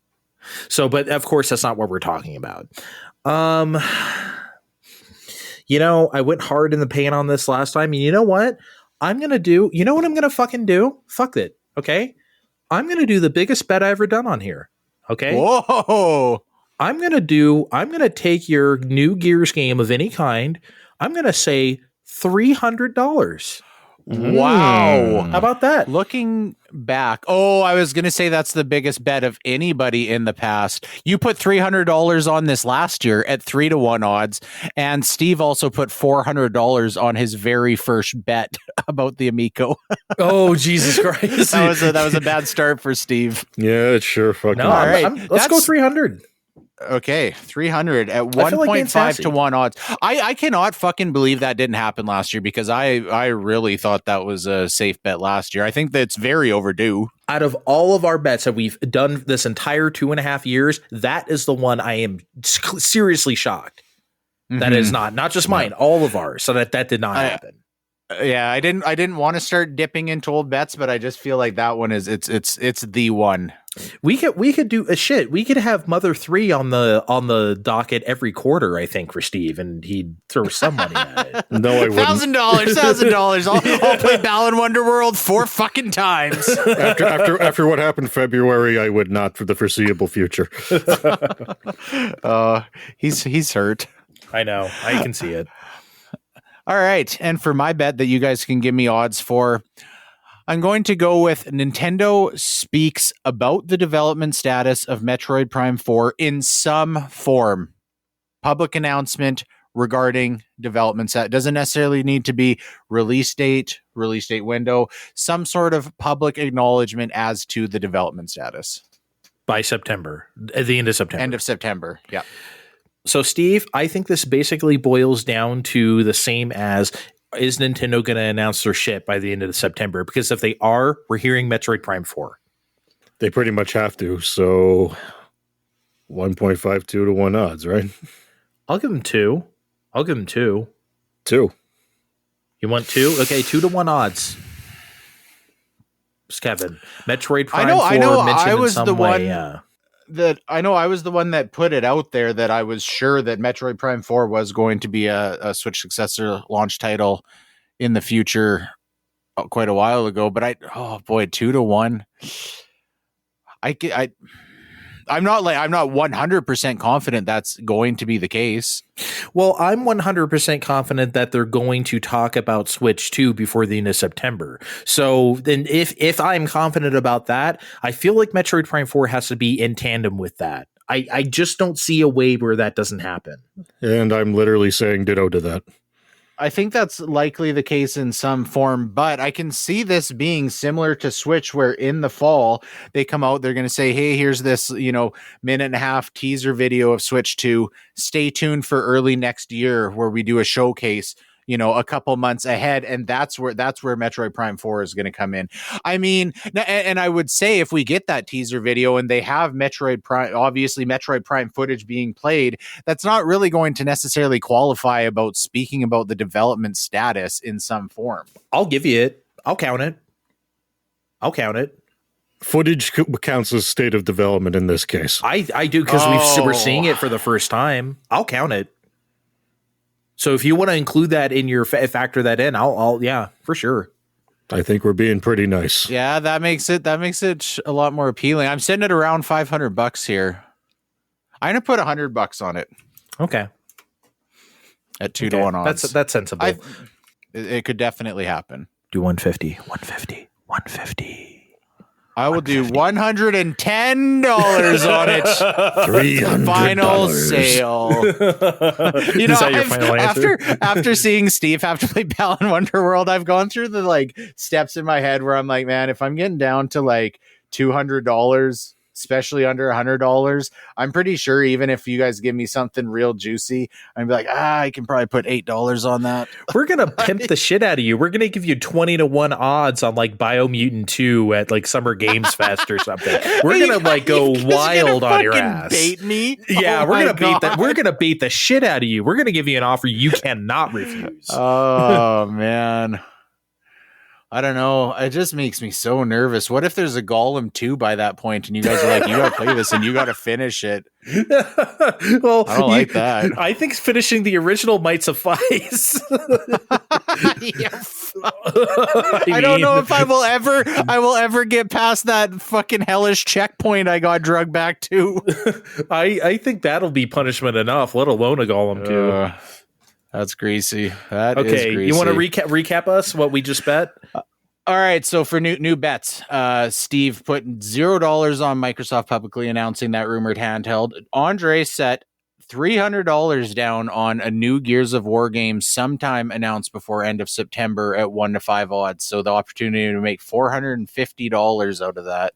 And I've got Nintendo speaks about the development of Prime 4 or shows a very short clip of footage in a Switch 2 teaser. $110 at 2 to 1 odds.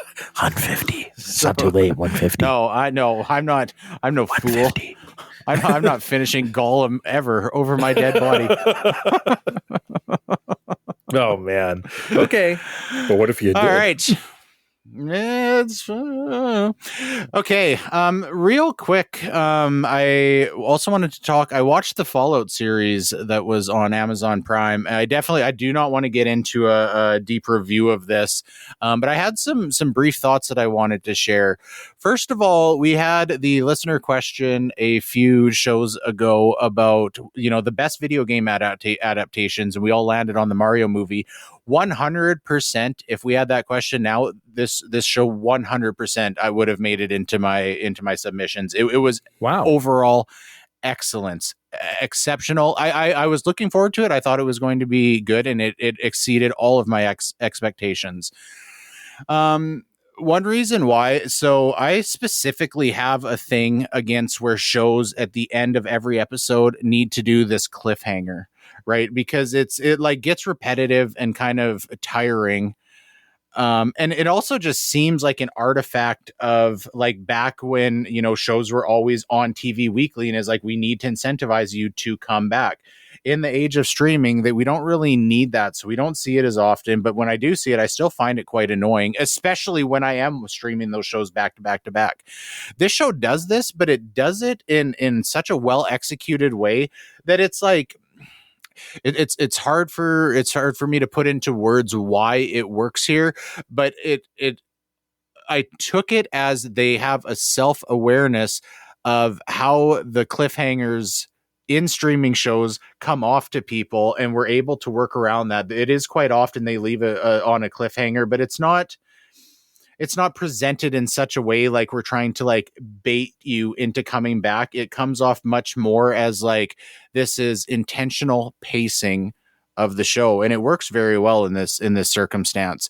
If you guys do ever watch this, I'd be interested to hear your thoughts on that point in specific. Can I liken it to probably my favorite show of all time is Mad Men, and they didn't do when they at the end of a season, their season cliffhangers, if you will, was not necessarily like a cliffhanger, but just like a situation happened and you saw the resolution of it, and it's like going forward. It's like, how can they go forward from that? You know what I mean? That's the cliffhanger, if you will, not like, ooh, is she actually dead or something? We just saw her body, not like that. But it's just like something happens and you do see the end of it and you're like, whoa, how is that going to change this and that and that? So I guess that's not really a cliffhanger so much as just like intrigue for the next thing. But I think what you're talking about is like a real deal cliffhanger, right? Yeah, it definitely is. They definitely will end these episodes, where it's like, oh God, they're in this situation. You're going to have to watch for another 40 seconds to see how it plays out because the next episode is right there. But I think that's the point, right? And I think that's why I do think cliffhangers do work in this digital era, because it's like, oh wait, I want to watch the next one right now, right? I think there's something to that. And they are playing for your views. Yeah. I guess.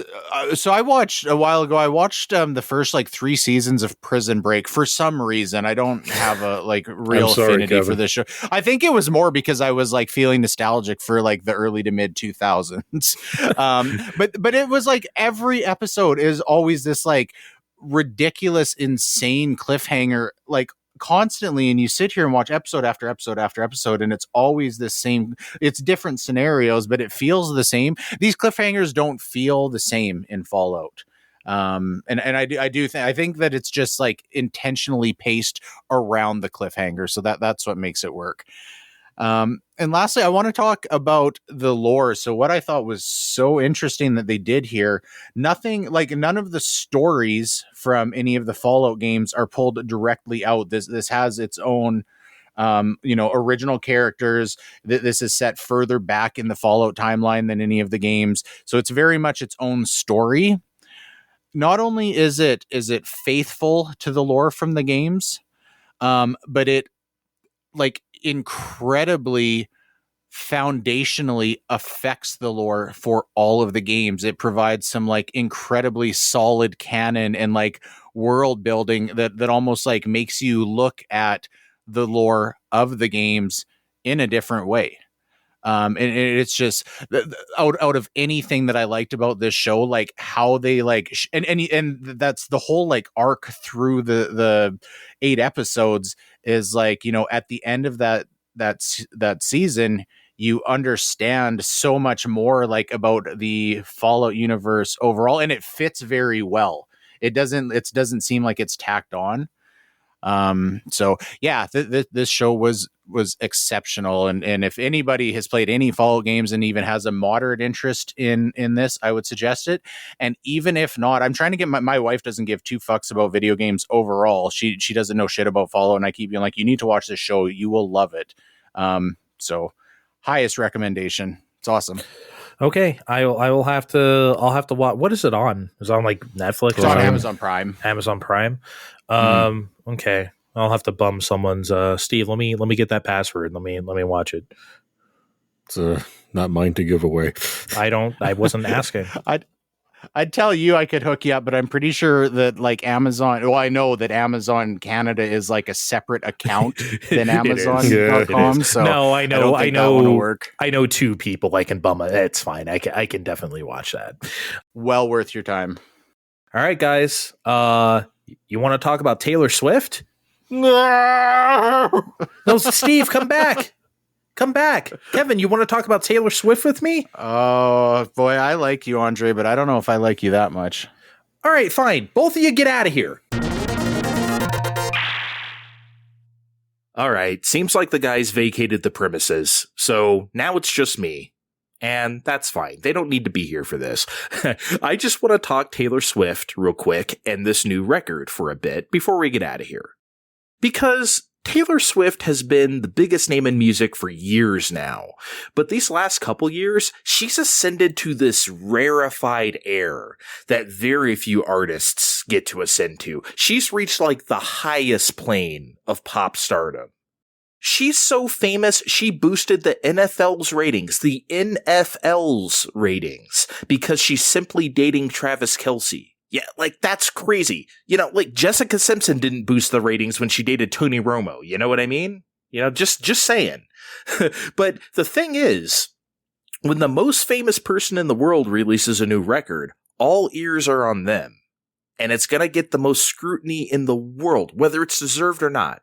We've seen this time and time again in pop music history. The record released at the height of the artist's fame. Some acts rise to the occasion and they meet that demand, and others fumble it big time. But, of course, there's no bag to be fumbled here by Taylor Swift. This is her 11th record. She's made $1 billion with a B. And every record she releases from this point on could be the worst thing in the world, and it wouldn't matter. She's in for life whether anybody likes her new music or not.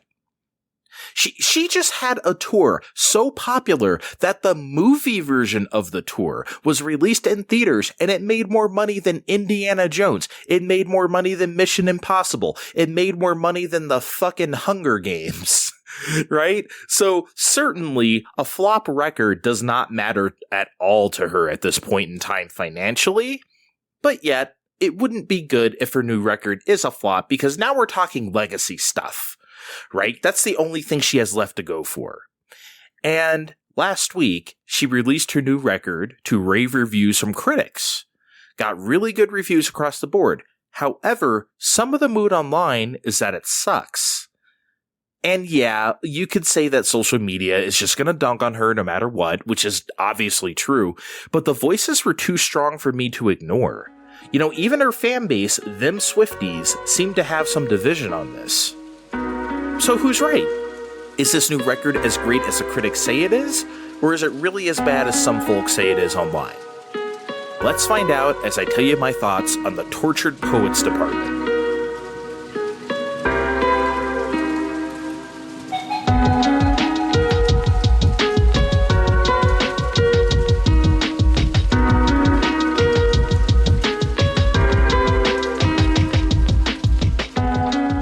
Before I start, I'm going to preface this with a couple of things, though, okay?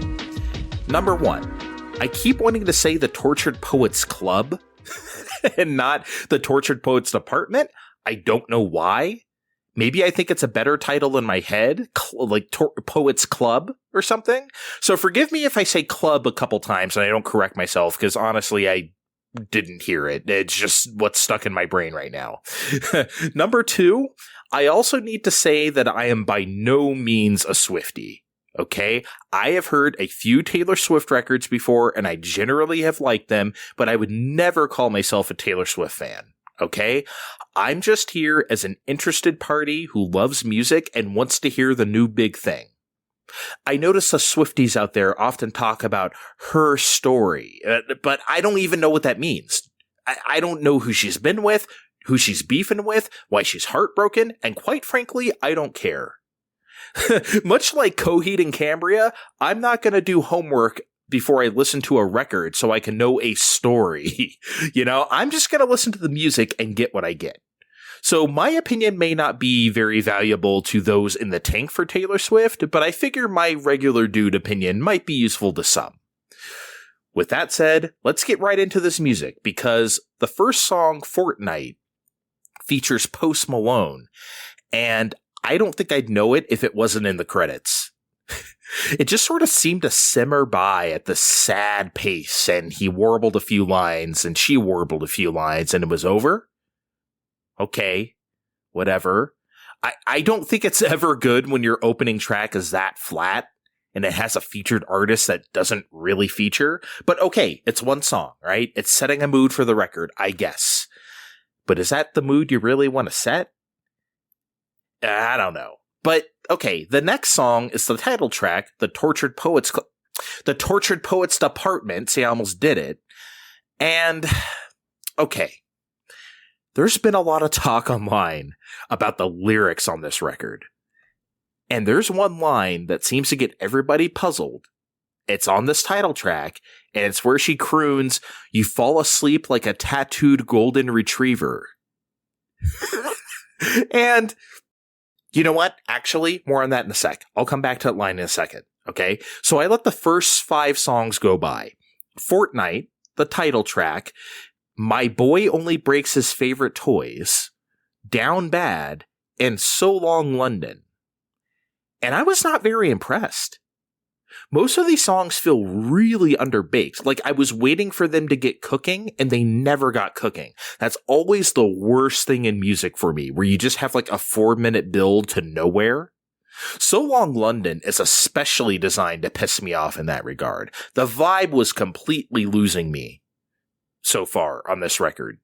And that's a problem because Taylor Swift has largely been vibes for me. Her previous record, Midnights, has like a very definitive vibe. It's like pulsating, it's sassy, it's super confident, and it's exciting. You know, there's great hooks on it, and it has something to say. I think that's not what I'm getting from the Tortured Poets department so far. It starts kind of flat and unbothered, and doesn't really do anything to draw you in, and then just kind of stays there. Musically, it's going for this like pop minimalist thing, but it's not really working for me. It just sounds kind of empty. Midnights was somewhat minimalist too, but it had fire. You know, it had balls. I felt something from that record. I'm not feeling anything from the Tortured Poets department. Outside of My Boy Breaks All His Favorite Toys having like a pretty decent hook, right? I'm not getting anything too interesting here so far. But hey, actually, there is one thing that did stick out to me. That's right. It's that tattooed golden retriever line. And hey, say what you want, but that stuck out to me. It got my mind going. It's the one thing that made me go, what the fuck does that mean? And I thought about it a lot and I came to a conclusion. You know, I can't say anything else on here made me think that far. So, and some might say being memorable doesn't mean that it's good, and maybe that's true, but it's better to remember something than to not remember something, I think, in that regard.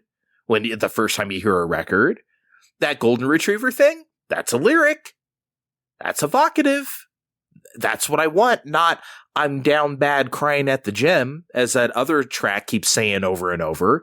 But in general, I don't have a problem with the lyrics on this record at all. I think people are being too harsh on it in that regard.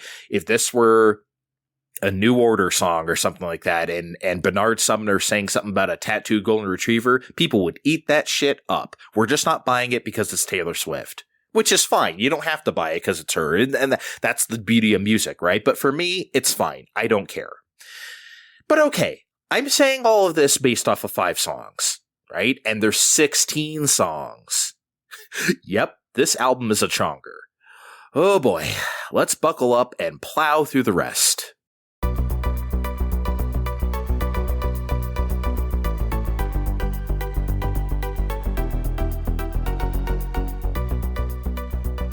And hey, you know what? I spoke too soon. There is some good material on this record. And it happens with the next song called But Daddy, I Love Him. And it's exactly what it sounds like. It's about a young girl telling off her parents because she wants to be with this guy. And there's a lot of really lively, fun lyrics there that bring that concept home. It's like, okay, great job. Fun little song, right? There's a song also called Florida, with 3 exclamation marks, like Florida, like, we're shouting it out. And it features Florence and the Machine. And unlike the Post Malone feature, this one actually works. It has some really good dynamics, like some quiet, loud dynamics. Maybe the only song on the record that has that. So it's a good contrast, not just with itself, but with the rest of the record. All that muted, mushy stuff, which I'll get to in a second. By the way, as an aside, I don't know shit about Florence and the Machine. Is that like a person? Or is it like a band? Is she like the titular Florence and then the band is the Machine? Like Gladys Knight and the Pips? I have no idea. Anyway, another good song, and probably my favorite song on the record is called I Can Do It With a Broken Heart, which is one of those like smiling through the pain, fake it till you make it type of songs.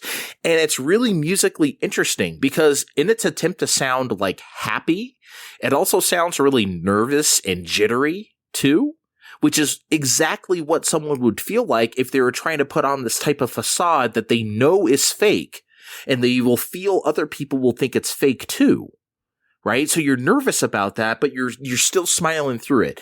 Really great stuff. Best song on the record. I Can Do It With a Broken Heart. Really sells a concept that I like.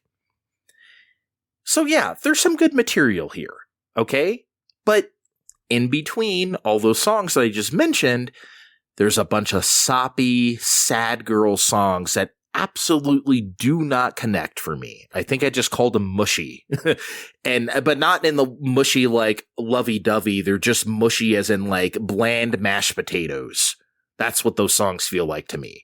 And ultimately, that's what I compare it down to when I talk about my problem with the Tortured Poets department. That type of slow building mush really doesn't do it for me at all. Again, like bland mashed potatoes, it's substance. It's not the worst thing you've ever had, but you would never willingly choose them. I'm not really a fan of the production style on this record, which is fine because great songs can overcome middling production. But with slow ballads, there's nowhere to hide. It can't just sound okay. It has to sound great, or you're losing me.